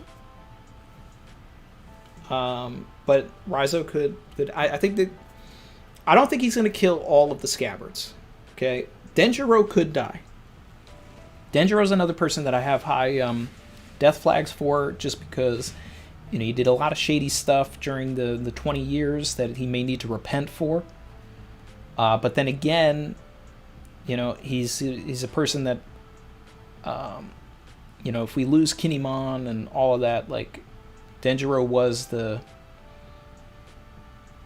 second person to become, you know, one of Odin's vassals, right? So there's the potential for Denjiro to, you know, continue helping Wano and, like, kind of atoning for his sins, since Ashura Doji cannot atone for his sins now, because it's kind of the same thing, right? Ashura Doji did some shady stuff over the 20 years, so he can't atone for that now, but maybe Denjiro survives to atone for that. But he could die. He could. I think out of the rest of the scabbards, from likeliness to least likely deaths, right? Inuarashi. Well, I guess Kinemon, right? Because Kinemon isn't necessarily dead yet, but Kinemon's definitely going to die. Inuarashi is going to die. Then I guess I'll put Denjiro, but, like, he's at a lesser percentage. Then Raizo, Kawamatsu, Neko. Kawamatsu and Neko I really don't think are gonna die. Did I say Izo? Because I'll probably put Izo under Denjiro if I didn't.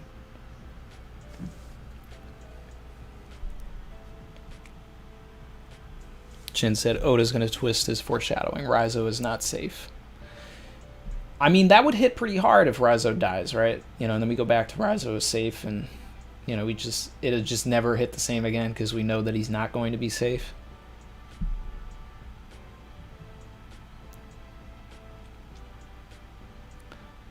Maxo thinks Denjiro is where Orochi is. I don't know. I still feel like Zoro's got to be the one to take out Orochi. But it would make sense for Denjiro. He spent the most time with him. Like, he really, like, sat with this dude for 20 years. Like, he's got some... He definitely is owed a conversation, I guess.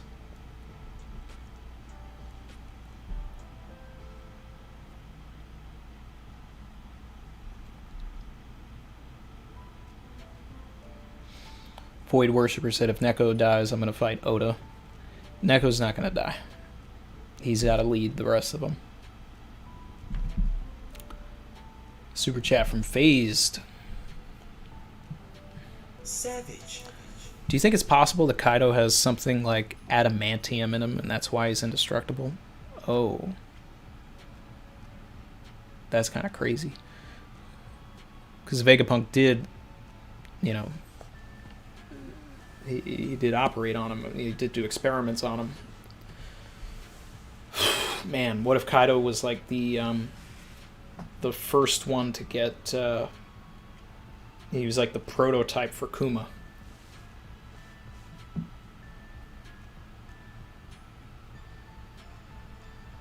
It's possible. You know, and I think it's weird, you know, like we see this stuff with Queen also. Queen able to detach his neck and all of this and all of that. You know, like what if Queen worked for what if Queen worked for Vegapunk, right? And then that's how Kaido and Queen met. And he got he like pulled him into his faction. And Queen also was experimented on. It's possible. These are all possibilities. You just had me thinking about something. That's kind of crazy. I like that. I like that. Kaido Wolverine over here. Weapon X. Weapon K.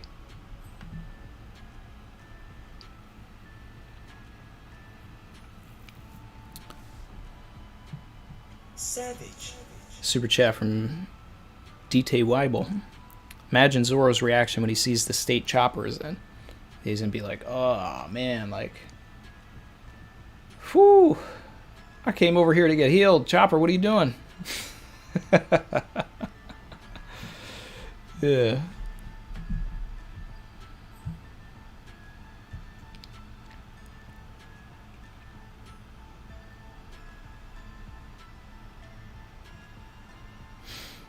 Ryo said Kaido's the original PX0.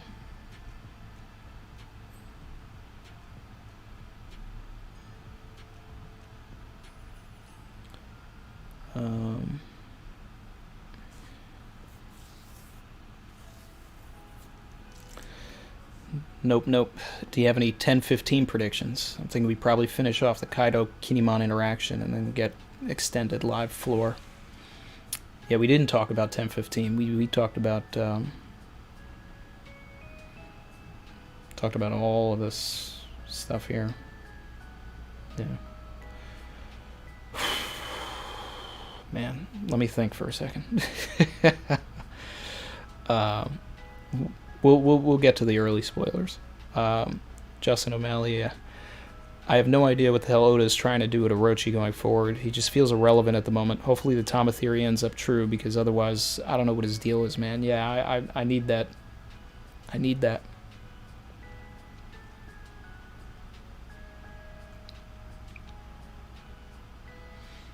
Beercules, yo, Randy in chat. Sorry I missed the stream. Hope you liked it. I sure did. Yo, this chapter is one to remember. Oh, yeah.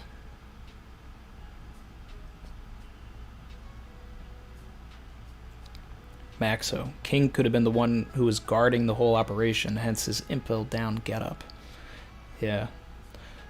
You know, what if Kaido was able to bring King and Queen into his like ranks because of what he knows of the future of this whole Joy Boy stuff? Like, you know, this is all stuff that could tie in.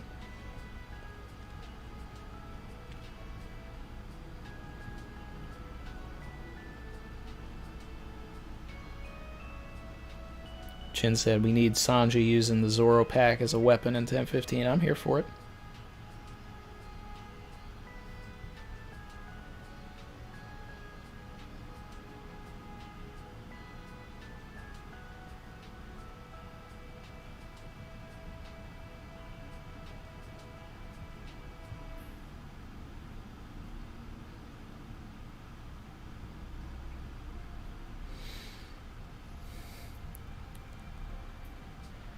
Let's see.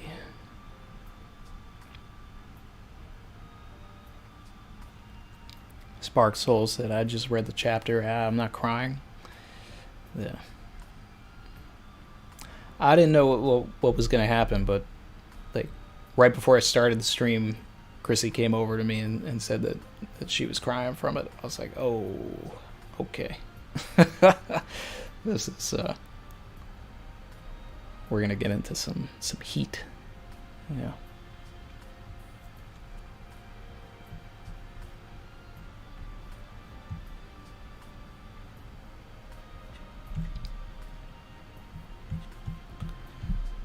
All right. So let's talk about 10:15. Right? Let's figure out what are the things that could happen next week. I'm gonna take a look at the chapter again here. Maxo said, "Damn, Chrissy with the spoilers." Yeah, even her telling me that she cried from the chapter was a little bit of a spoiler.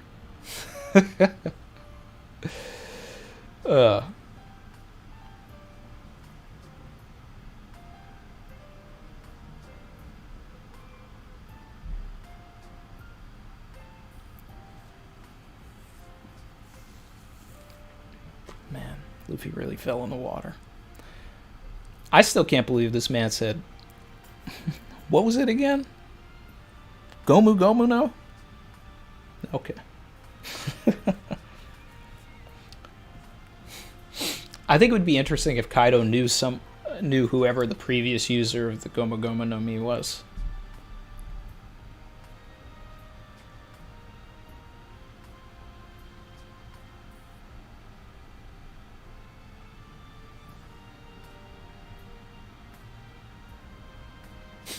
Chrissy jumped in. I didn't spoil. He caught me crying. Alright, fine. I spoiled myself.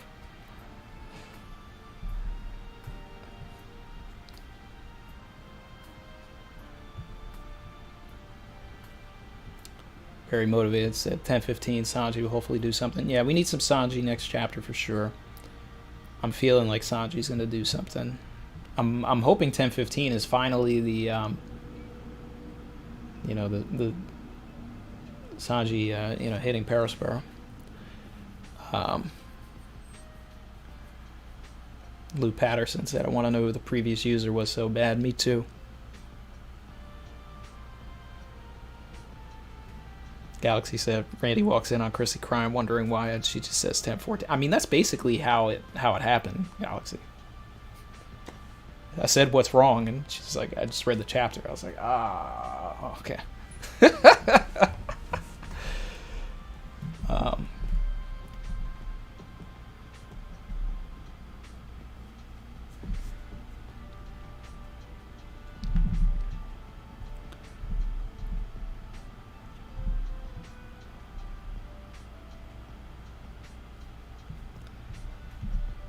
Okay. Oh man, I'm running through the chapter again. I just got to the Kiku part. I'm just like, it just hurts. It just hurts. And this is the moment where like with the Ashura Doji chapter, I would like put a Kiku figure like on display, but like I don't have one. They haven't made a good one yet. They made one that was like Kiku in the very first panel she was in, like holding the plate looking like a waitress. I was like, I can't, like that's not what I want. I want Kiku looking like a samurai. So at some point I'll get it, especially now. There'll probably be like now that Kiku had this chapter, there's gonna be a bunch of figures that are gonna come out.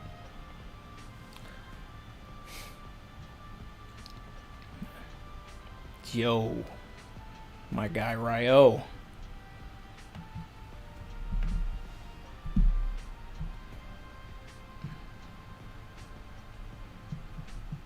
Savage. Whew. We out here. We are. We out here. We really out here. You're out here.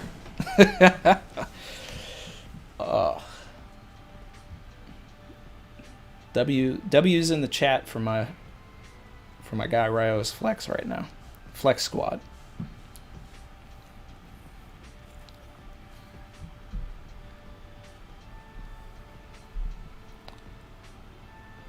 Justin O'Malley said, I love Kiku, so it was a bummer to see her taken out.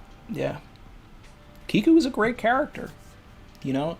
And she was a great character for, you know, the for the trans community and for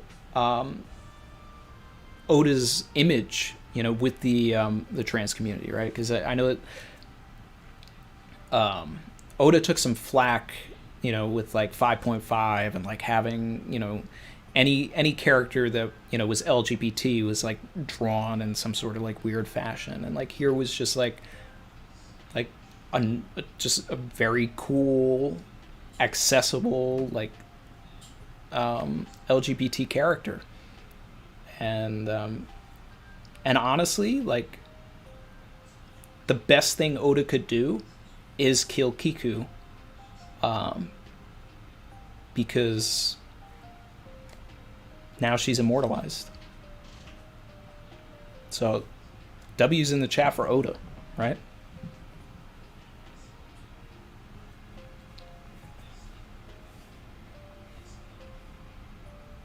Dan Go said, please don't talk of Kiku as was. I'm not ready to accept it yet. Kiku said, the lingering snow is finally melting. Man.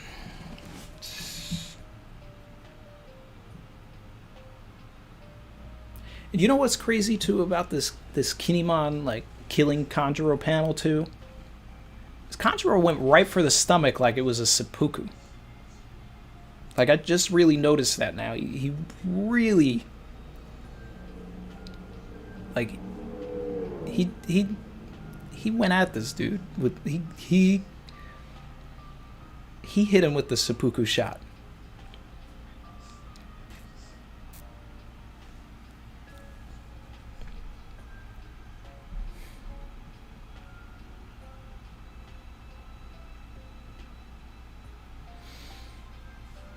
Justin said Bentham ain't dead. Yeah, I know. So realistically, Oda is gaining points with me, you know, like where he should have killed Bentham and he didn't. You know, he killed Kiku here. So this is good. This is good. Kiku will be remembered forever.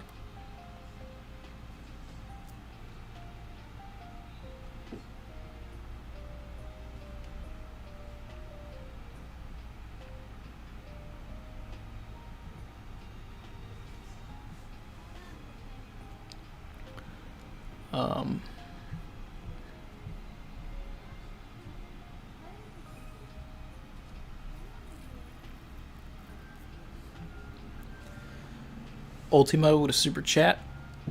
Savage. I'm surprised Kinemon hasn't used his devil fruit more in fights. He knows Foxfire style and Rio. You'd think he would be making some savage armor. You know, that's true. Like, Kinemon is probably one of the worst devil fruit users in the series. The man, like, never uses his devil fruit. I mean, we finally saw him use it at the beginning of Onigashima, and it was, like, nearly worthless. And, you know, for all that Beast Pirates armor. I mean, it worked. It got people far enough into the, you know, it got people to the live floor. So that was like Kinemon's like first W of Onigashima, and he racked up those W's. Winimon.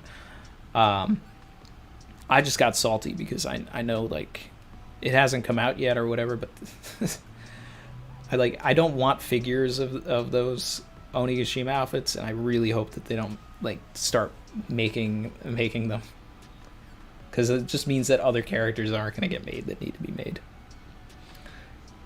So he said, good night, sweet princess Kiku. Sleep well. Yes.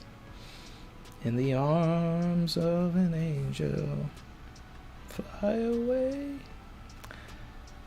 Evo said, I never felt like Mr. 2 had to die. Staying in Impel Down was sacrifice enough, in my opinion. Of course, now he's back in 5.5, but who knows how long that took.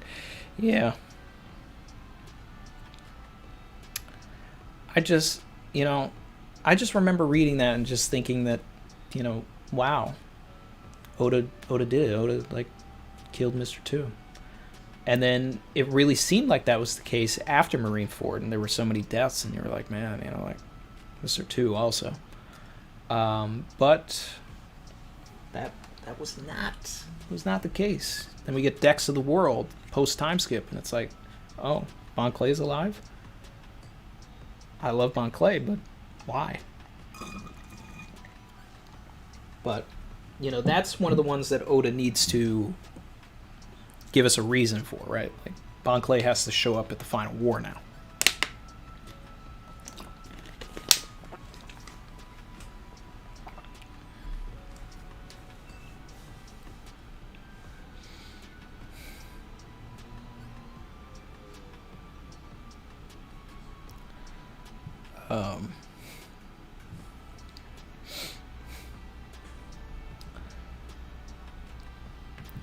I think in 1015, we're going to start to see the perspective of people down on the Wano mainland.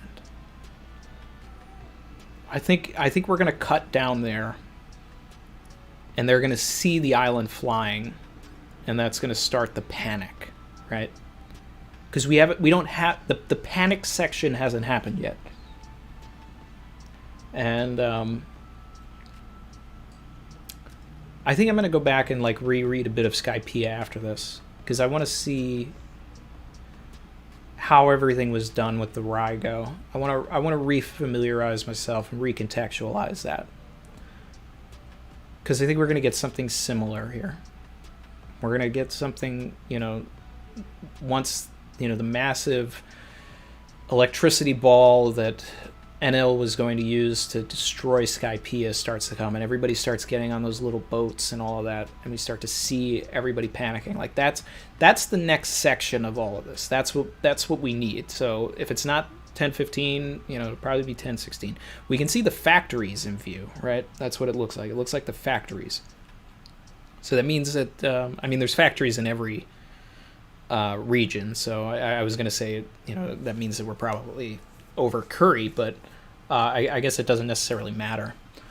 I do not think that Luffy will show up in 1015. I think we will get some more live floor stuff.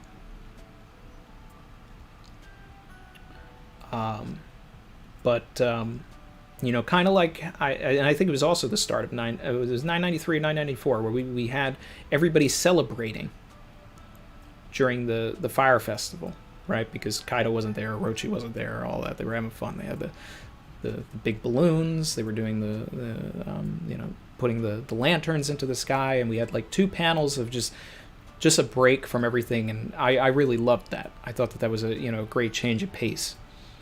I think we'll get something like that very soon, if not in the next chapter. But someone's, they're going to say that they see, Onigashima coming in, and then we're going to get the panic.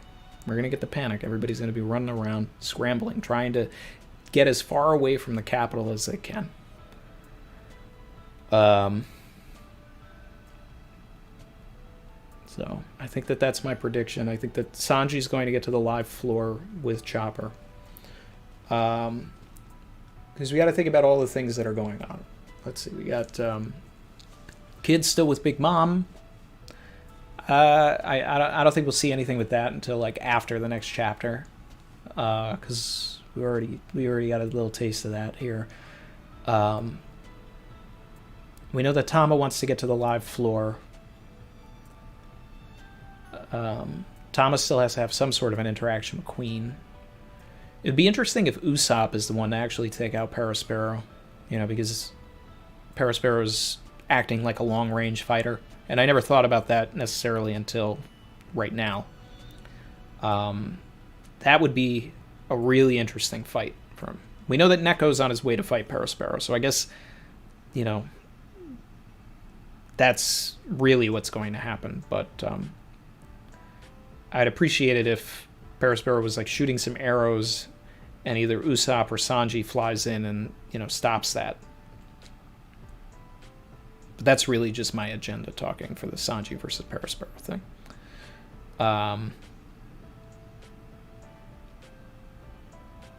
Yamato needs to show up to where Kaido and Kinemon are.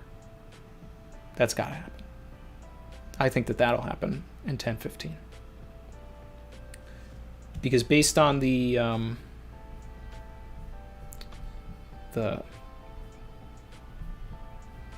panels of Yamato in this chapter, Yamato's going to realize that the distraction didn't work and is going to run back, and Yamato may be able to save Kinemon before the final strike.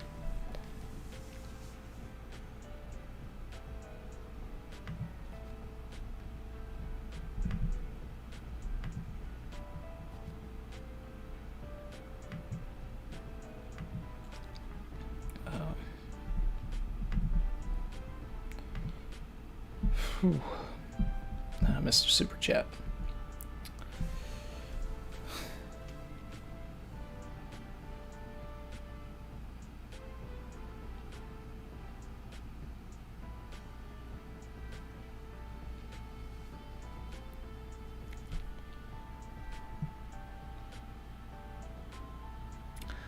Super Chat from Isopod. Savage. Kaido spitting some big pun this week. My man wants to get me to rap. You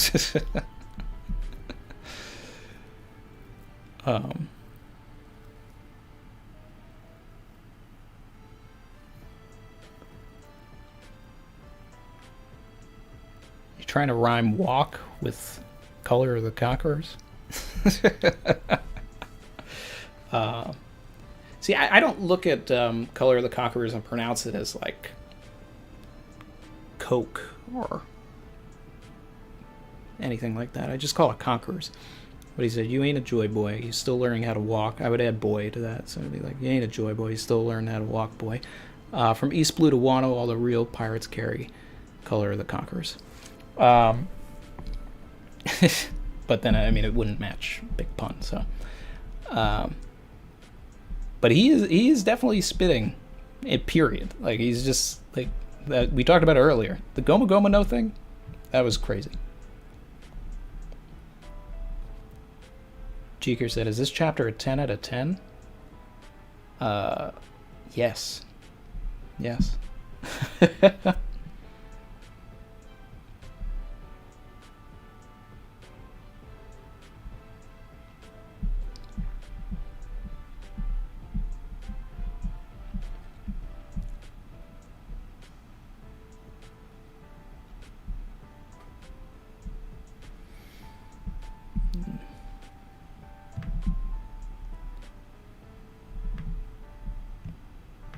Let's see. Checking back on the chat right here.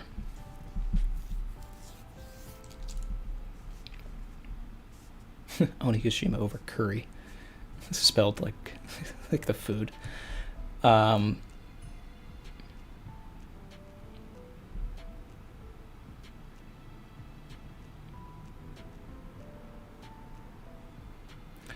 Wyatt Munn said, since Oda decided Luffy would actually sink into the ocean, I was expecting someone like Momo would fly in and get him. Yeah, I didn't see that happening. No one else but the Polar Tang, the submarine, can save him besides the Sun Pirates. Sun Pirates isn't happening, but as I've been saying for a little bit, I'd like the Polar Tang to save him, but I'd also like if it ties into the folklore of the koi fish, and then it was brought up also earlier in the chat that the octopus that also was given a name by Oda in the last Vira card could also save Luffy, considering how close we are to the waterfall and all of that. And then we'll follow the folklore of him going up.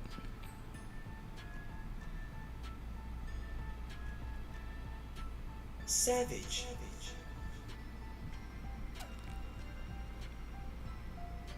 KC Hicks. Kinemon is dead.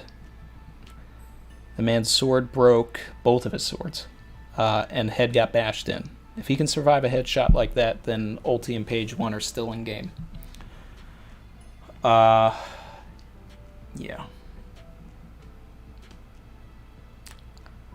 I mean, Kinemon did already tank a hit from Kaido, if I remember correctly. I remember talking about that in another chapter review, where I was just like, this man just did what Luffy could not and took a took a Thunder Bagua. Although I don't know if I think it was an unnamed attack, but it just looked like the Thunder Bagua.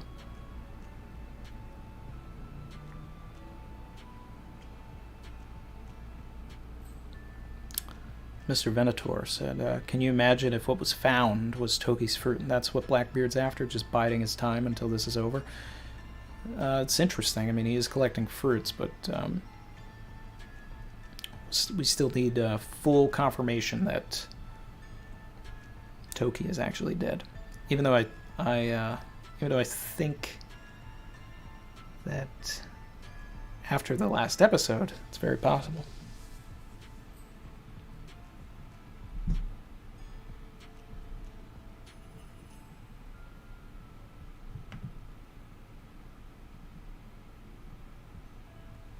Three News said, why was Conjurer okay with being killed? I'm a bit confused by that. Well, he knew he was going to die, so he just wanted to be as evil as he possibly could be and take out as many people as he could. So he satisfied himself. He was okay with dying because it's the what he was doing was the ultimate performance, and it was the perfect tragic ending. He took out two of his friends, and then his best friend killed him. So he was satisfied. He got a good death, right? And then out of nowhere, the person who loves good deaths is Kaido. He pops in through the roof.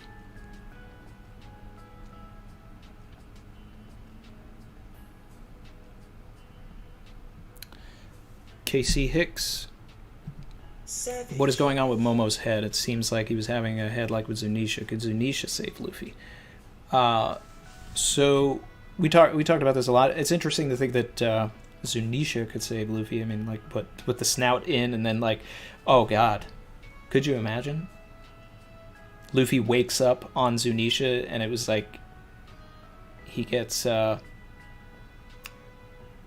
rain eruption, right?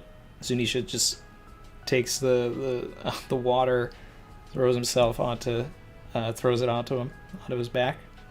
He just wakes up somewhere near the whale tree. I guess that could happen. Depends on where Zunisha is, right? I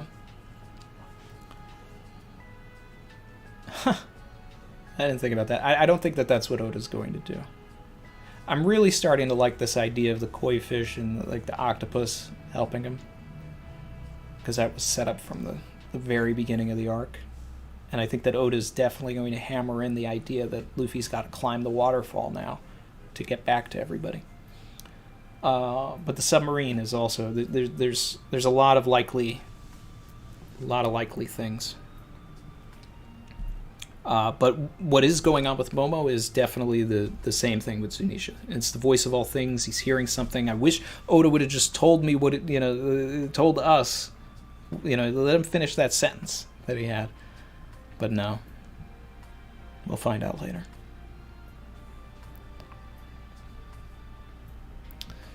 Marcus Frazier for the hockey drip. Savage. Appreciate that, man. Thanks.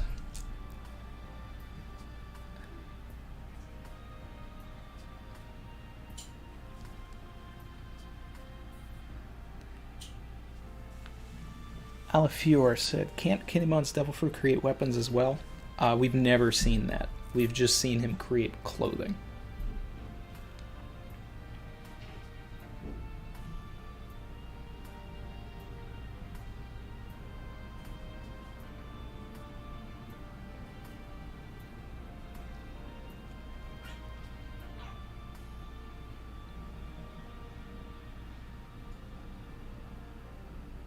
Yep, Ra said it. It's a good conclusion for his story. It's fitting seeing as he is an actor.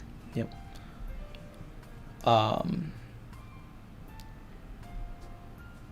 since the chapter was titled after him, he's gone.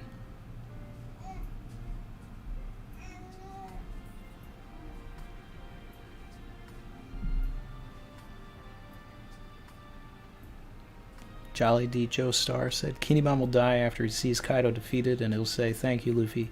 Can't wait to tell the others the good news. I think he'll die before that, but that would definitely be something to, hit the heartstrings, things like that.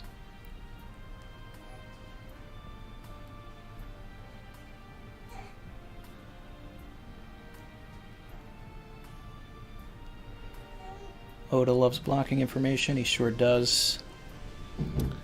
If Zoe is at Wano, said Yamil, then they might try to get the red poneglyph from the minks. Conjurer probably informed Orochi and by extension Kaido about it. This is true. That's true.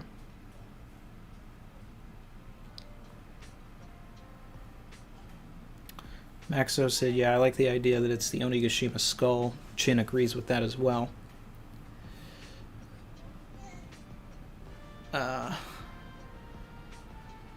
I don't know. That would be kind of crazy to me. I mean, we've seen crazier things, I guess. But that's not my favorite right now. But we'll see. Enigma Sword said it. I wish Oda would have just told me with an emoji of me.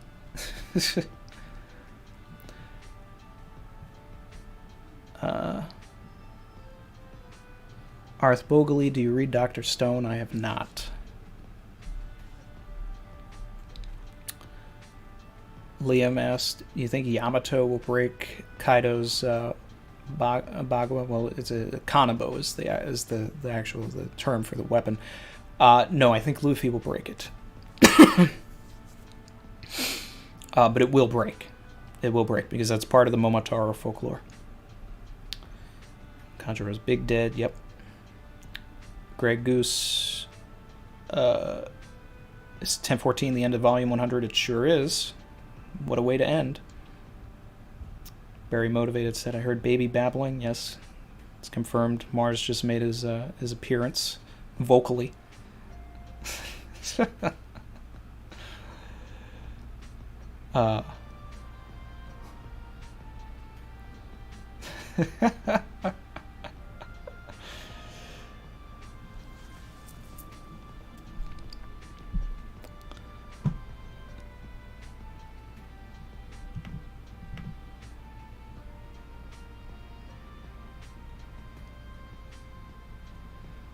Mario said, chapter titled after you equals death. Yep.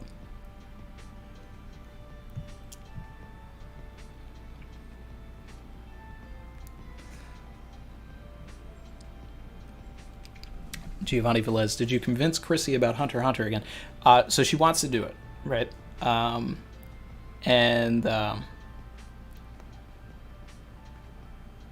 She got, when we first tried, she got most of the way through the exam. But she wants to start it all over from the beginning. And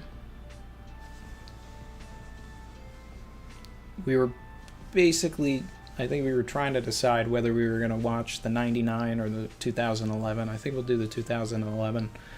And it's just kind of tough with Mars. We really haven't been able to watch a lot of things to begin with. But once we have enough free time or anything like that, I'll try and film some of her reaction when I know something big is coming up. I'll try and film a reaction and sort of string it together, and then she can do a little thing about her own thoughts of it. She wants to do it though.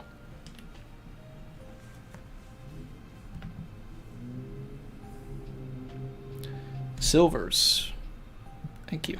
Savage. Manga recommendation, Radiant by Tony Valente. haven't heard of it. But I'll look it up.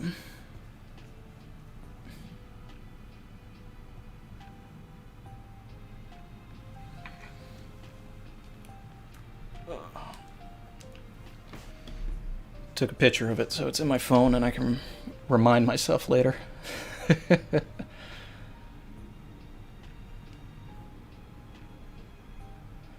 Let's see.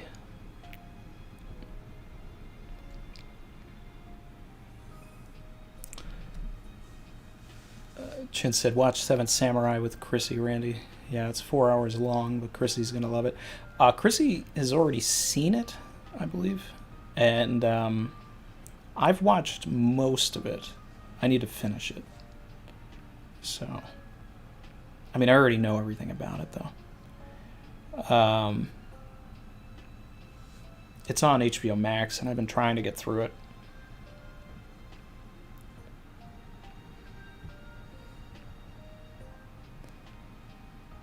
Lou said, oh my god, keep going, Chrissy, you will love it.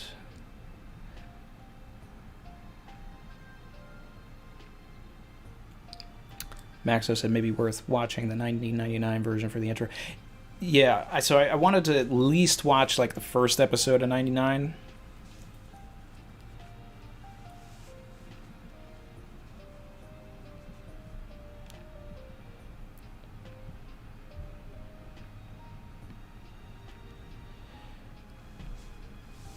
AJ said, any comments on Berserk?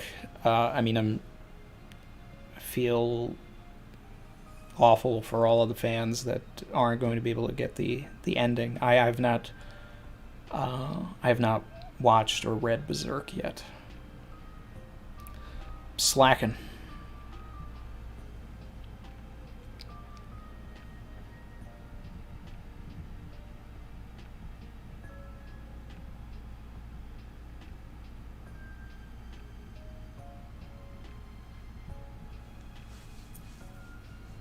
Vitor said Momo's hearing Dragon's voice. Yeah.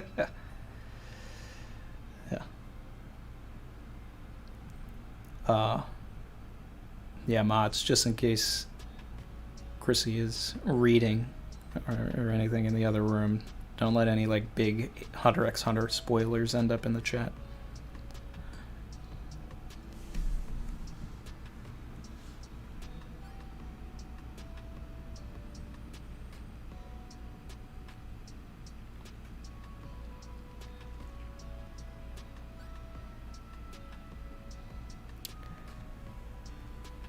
Alafure said, checked 921 again. Chopper got a katana with the outfit given by Kinemon.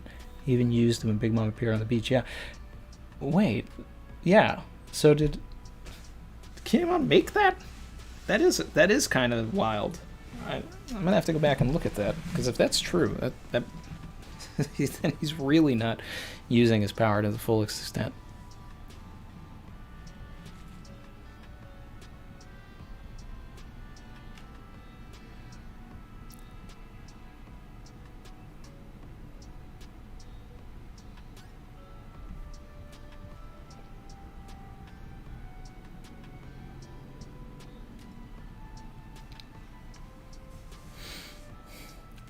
Well, AJ, I'm definitely going to check out Ran, and I'll probably do that before Seven Samurai, before I finish that. Hopefully I get some time.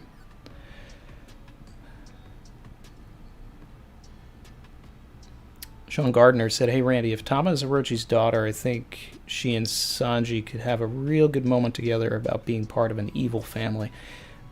I'd love that.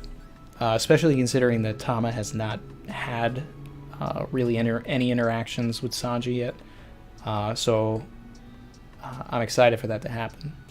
Tama's pretty much had a moment with just about everybody except for, I guess, Sanji, Robin, and Brooke.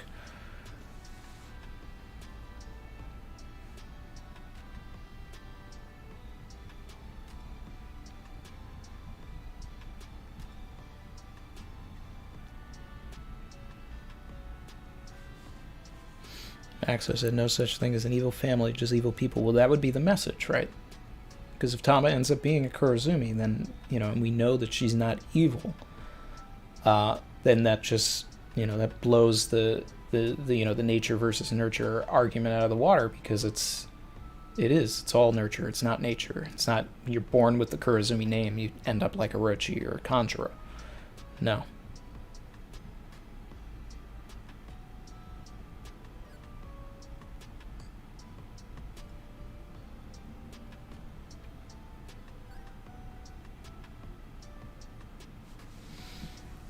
Very motivated Tama for Nakama. Shout it from the rooftops.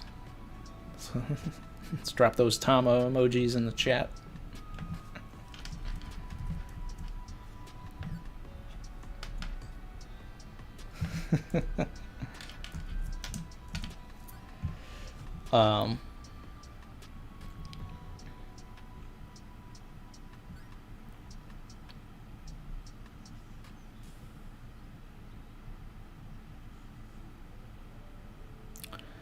Justin said, watch Soul Eater anime and was bummed to hear they changed a whole bunch of the story from the manga. Didn't know that.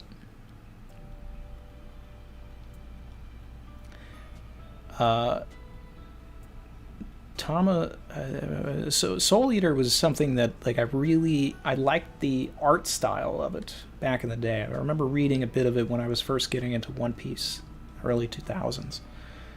But I never got very far, and I never finished it, and I don't remember anything of it. But I did like the art style.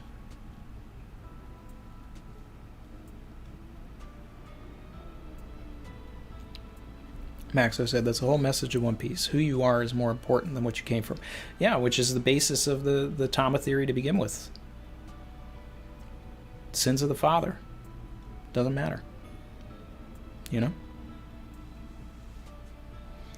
The only thing about it is that I came up with that theory prior to the invention of Yamato, right? We didn't know who Yamato was, and Yamato basically stands for everything that my Tama theory stood for.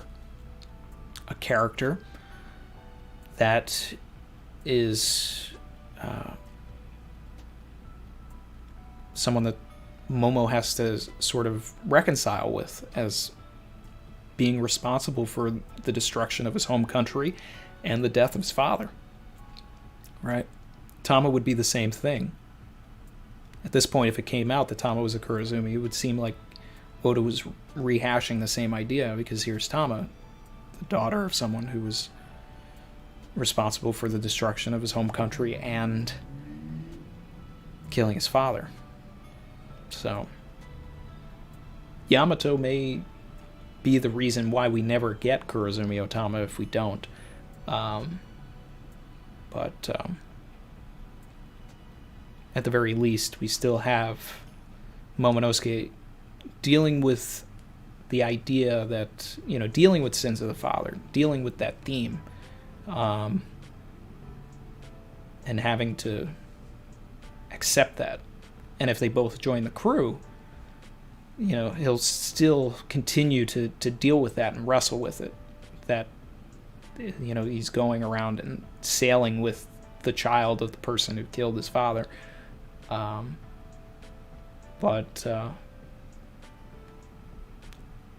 there's a lot of ripe tension there.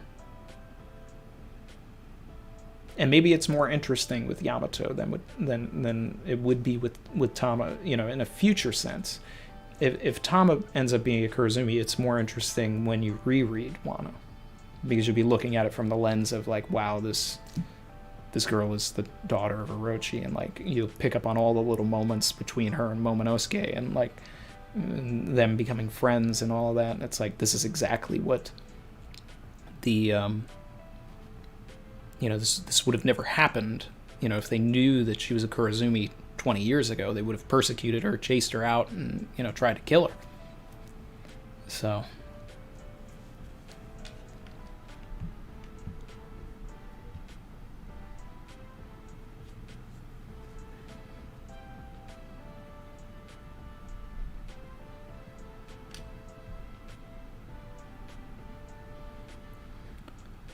Man, what a chapter for us to just have so much to talk about.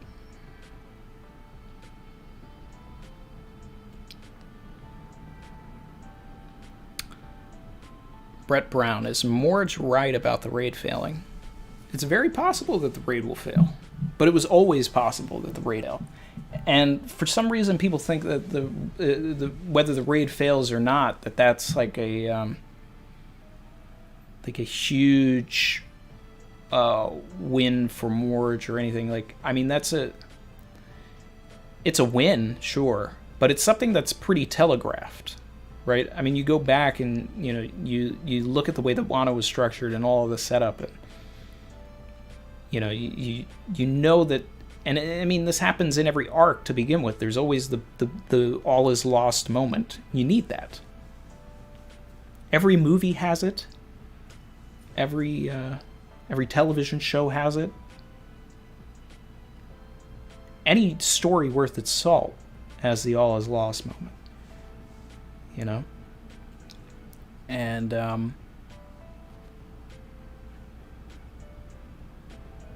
you can not every all is lost moment is is as dramatic as other arcs.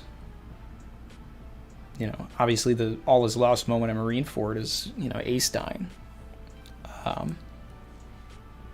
and followed, and everything that leads up to that, Whitebeard dying, all of that, those are like the obvious all of those moments. Like, where do we go from here? Until Shanks shows up and stops that. So if the raid fails, which I've always believed that it should from a narrative perspective, like it's not that I or even he wants. I've seen people, call Morge the villain of One Piece, because he wants the raid to fail. But the point of, everything that people need to understand is that did you guys like this chapter, right? Did you go through feelings? Did you have emotions? Did Kiku's death hit you, right? That's all I want from the story. I want those feelings. I want to feel something when I read this. And I always do, but I mean, like, it hits even harder when, like, what Oda writes is even more impactful. The win that Luffy will have, and that, the Nine Shadows, whoever they end up being, will have, is going to be that much sweeter if we lose. So, that's just... I don't know. Morge saying the raid failing is, it's kind of like just saying, hey, this is story structure. So, don't get too hung up on that. It's telegraphed. And there should be some sort of a failure. I think that they're going to beat Kaido. They're going to be able to save Wano, but they're not going to be able to deal with Big Mom, and that could be the failure in its own. But with everything happening now, it could be a situation. We could be setting up a situation where Wano doesn't get opened up here, right? There's a world, there's a universe where Wano doesn't get saved until after Luffy becomes the Pirate King, until after they've taken out the world government, after they everybody could have to run off and scramble and train or whatever and come back and then Kaido and Big Mom go off together and they get ancient weapons and then that's the big war that's going to happen. If Caribou tells Big Mom, who has ties to Fishman Island because it used to be her territory, that Poseidon is Shirahoshi, Big Mom's going to go to Fishman Island and she's going to get Shirahoshi. But all of that stuff is going to backfire on them anyway. Because Shirahoshi will just be able to use the Sea Kings to, against them at some point. I don't know.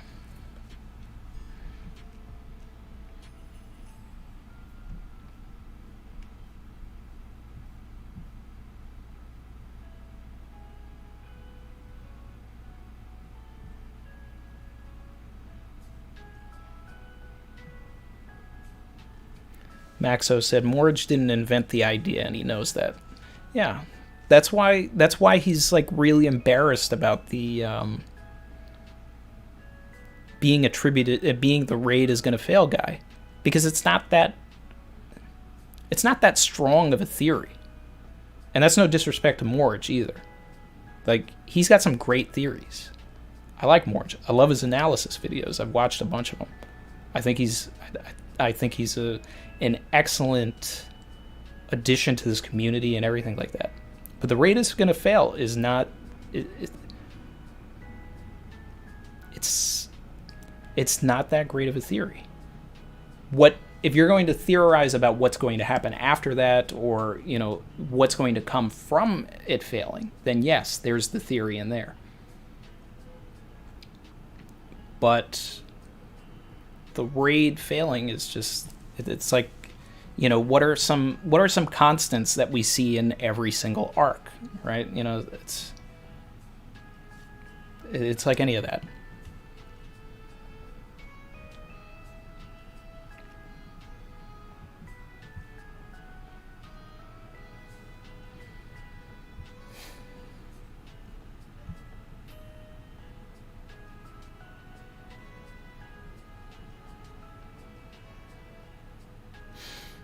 Jack Shelton said, yeah, I kind of expect Kaido to allow Kin to mumble some kind of last words.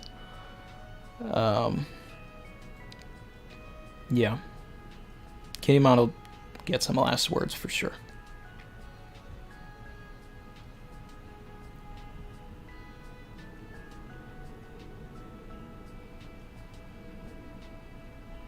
Maxo, the win will only feel good if it felt like it was earned. Yep.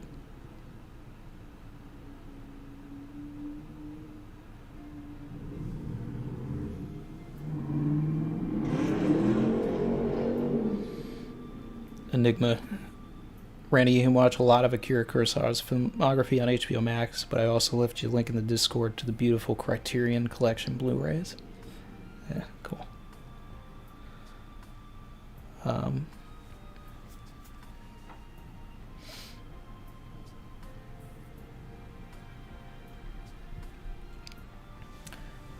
Anthony Rieger, thank you.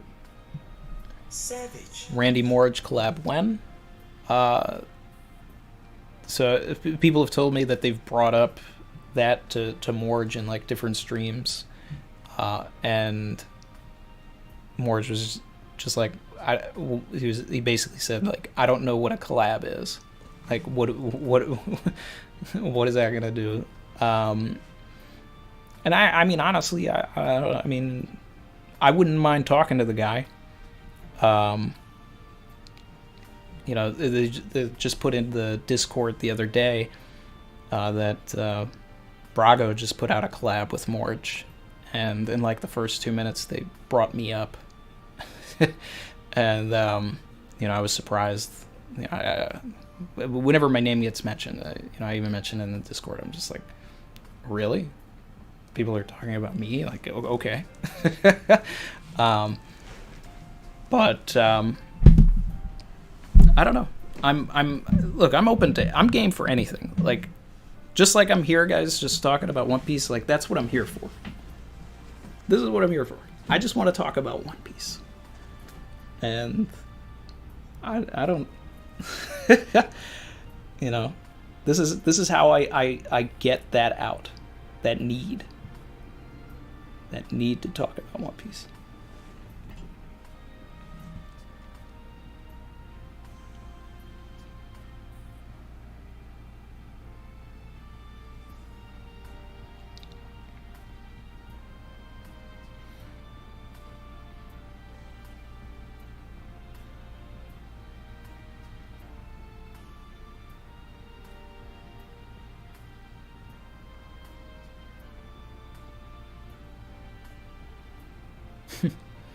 Maybe the real Joy Boy was friends we made along the way. Yeah, that's always the thing. That's everything.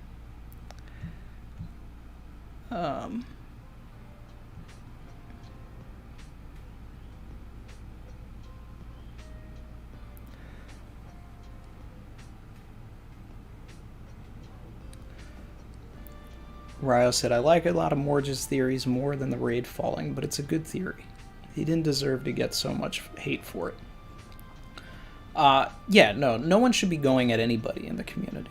You know, that's the point of it being a community, is, you know, it should be a safe place for us all to talk about everything, you know. I mean, we really shouldn't be trashing anybody or anything like that. We're all here for the same reason. We all love One Piece. That's the whole point. So no one should be going at anybody for anything like that. You know, most of us are adults.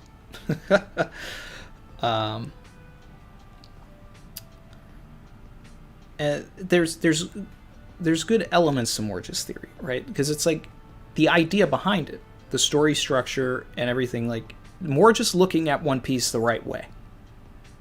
That's the whole thing. He's looking at it the right way. And he understands story structure.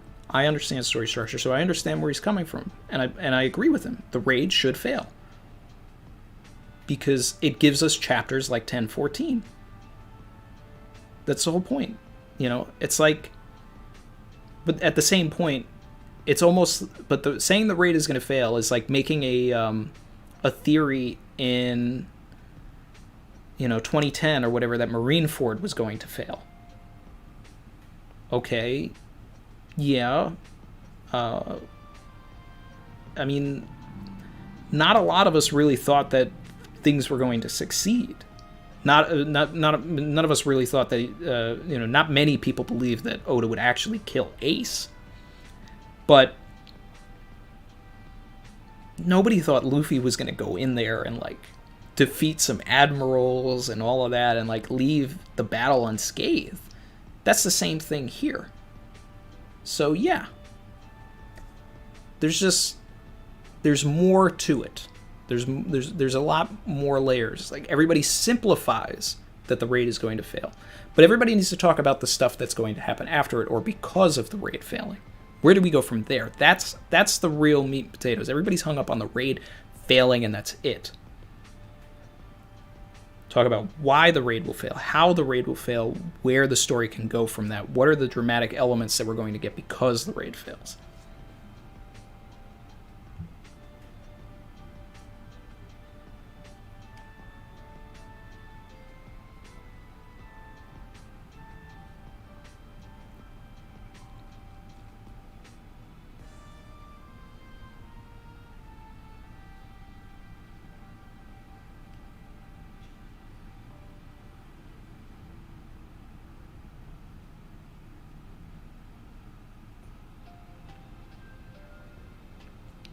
Ryo.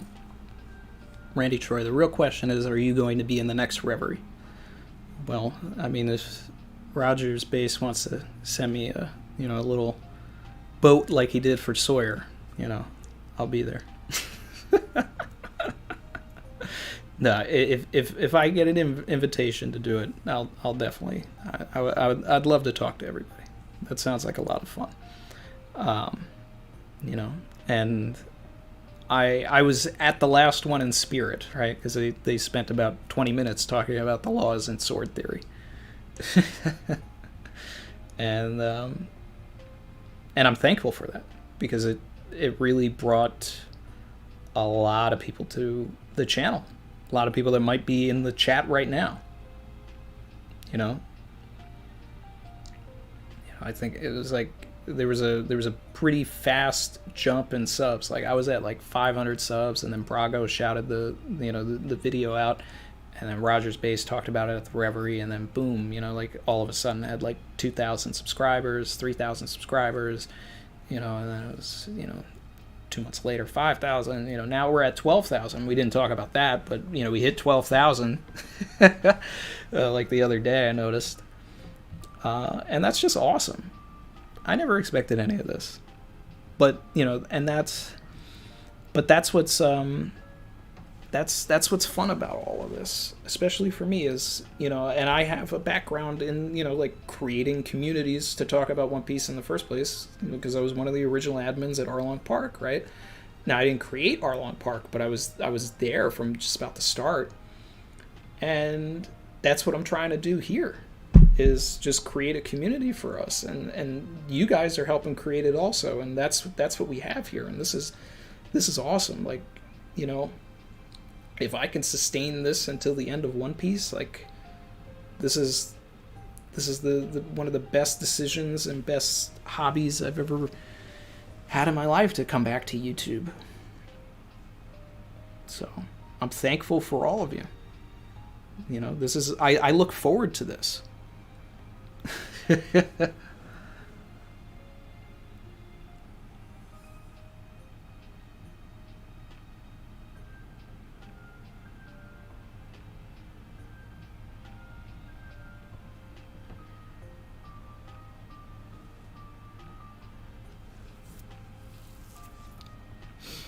Everybody's saying how they found me. AJ said he came from the Reverie.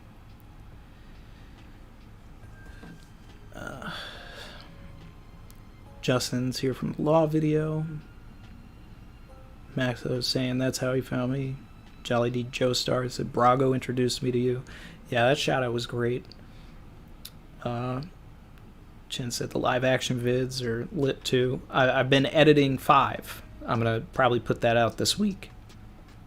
So, live action 5 coming soon.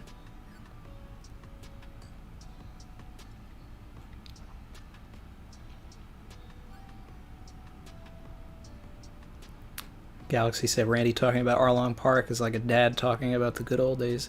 Yeah, well, you guys are making me feel real old in the Discord. What was it, yesterday or the other day? Talking about Arlong Park, and, you know, who was it that said, when I was first on Arlong Park, they were like, I was like barely walking then. And I was like, I was in high school. But I love it. I love it. You know, it's like that's the thing. We got all ages in here. We got all countries and continents in here also. You know, I'm over here keeping Chin up into the late night. You know, it's 3 a.m. for him, I think.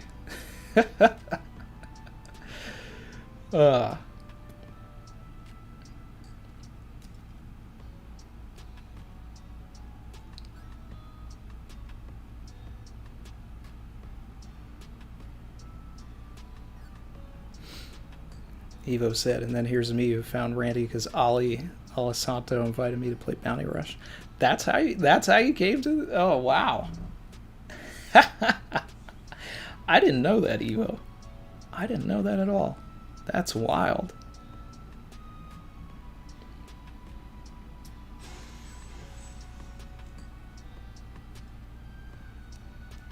Ryo said, I found you through the last Reverie. Like most, you definitely deserve to get where you are so quickly. Appreciate that. Yeah. And because of all the memberships and all that, I was able to go back and like I found a comment from you, Ryo, from like 7 months ago. It was like right after the Reverie too. Sorry I missed it initially, but you know, I gotcha. Lucy B found Randy through his live action videos. That's fun. That's fun. Chen said it's 3:15 a.m. for him. Yeah, 3:16 p.m. for me.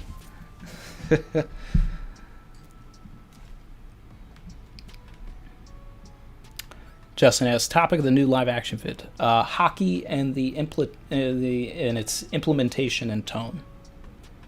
So, I'm going to be talking about how the ways to foreshadow hockey earlier in the series, than you know, and having a consistent tone throughout. That's all I'm going to say about it now.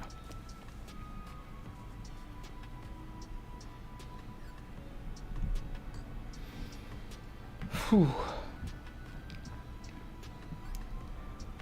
Okay, guys. This was a long one, but it was worth it. What a wild chapter. I loved this chapter. It was everything I wanted it to be, and so bittersweet as well. You know, we're almost at the 3-hour mark here. I usually like to keep these at 2 hours. You know, I've definitely got to go and help Chrissy out with Mars. Gotta go check on my boy. But this was a lot of fun. This was one of the most fun streams that we've done. One of the most fun chapters to read with you guys. I can't wait until we do one of the intermission chapters together. That's what I'm looking most forward to. You know, when the act ends and we start getting into some of that like spicy reverie stuff.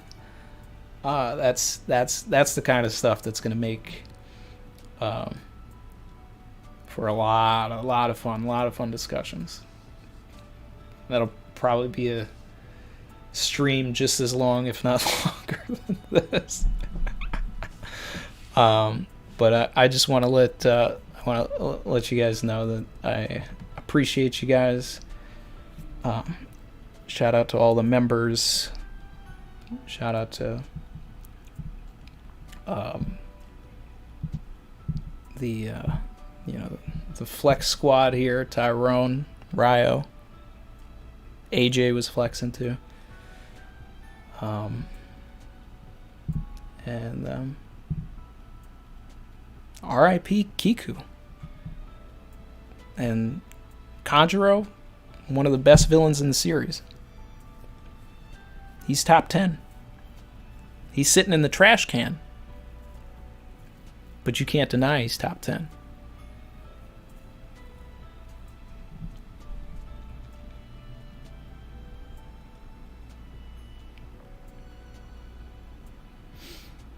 Enigma said, Wandy will make it to 1 million subs one day. That'd be wild. That'd be wild. We'll see. Speak it into existence. Maxo said that'll be our first Randy intermission chapter. Yeah. Yep. Lou said, thank you so much for staying longer, Randy. I was late, but this was great. So hype. I appreciate everybody in here. Really do. We're getting closer and closer to that intermission chapter, and I'm ready. I'm waiting.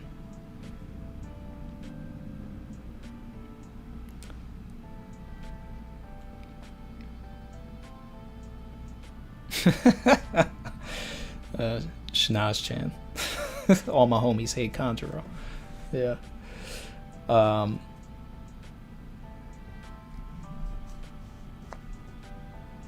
EJ Dezu said, I expect Inu, Kawamatsu, and Denjiro to be killed next. No. Inu, yes. Kawamatsu's safe. Kawamatsu, that'll be the biggest surprise Oda has done this arc if he kills Kawamatsu. I don't see it happening. Denjiro, yeah. Ryo said Kanjuro's top 5 for him. If I really thought about it, I might be able to squeeze him top 5. I don't know. I'd have to think about it. I really like Conjurer. He's the best villain in this arc right now.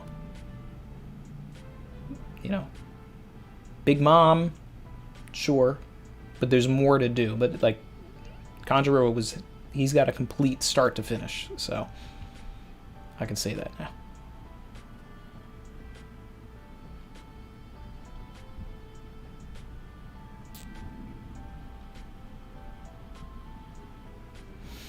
.1014 was surprising, Chin. For the Kiku thing. I mean, I expect. Part of me expected it because of the Okiku folklore, which I'll go into it at length naturally in the when I do the review video. But man, all right, guys. Thanks again, everybody. So much fun. 10:15 next week, no break. So it's a lot of fun. Later, guys. Savage.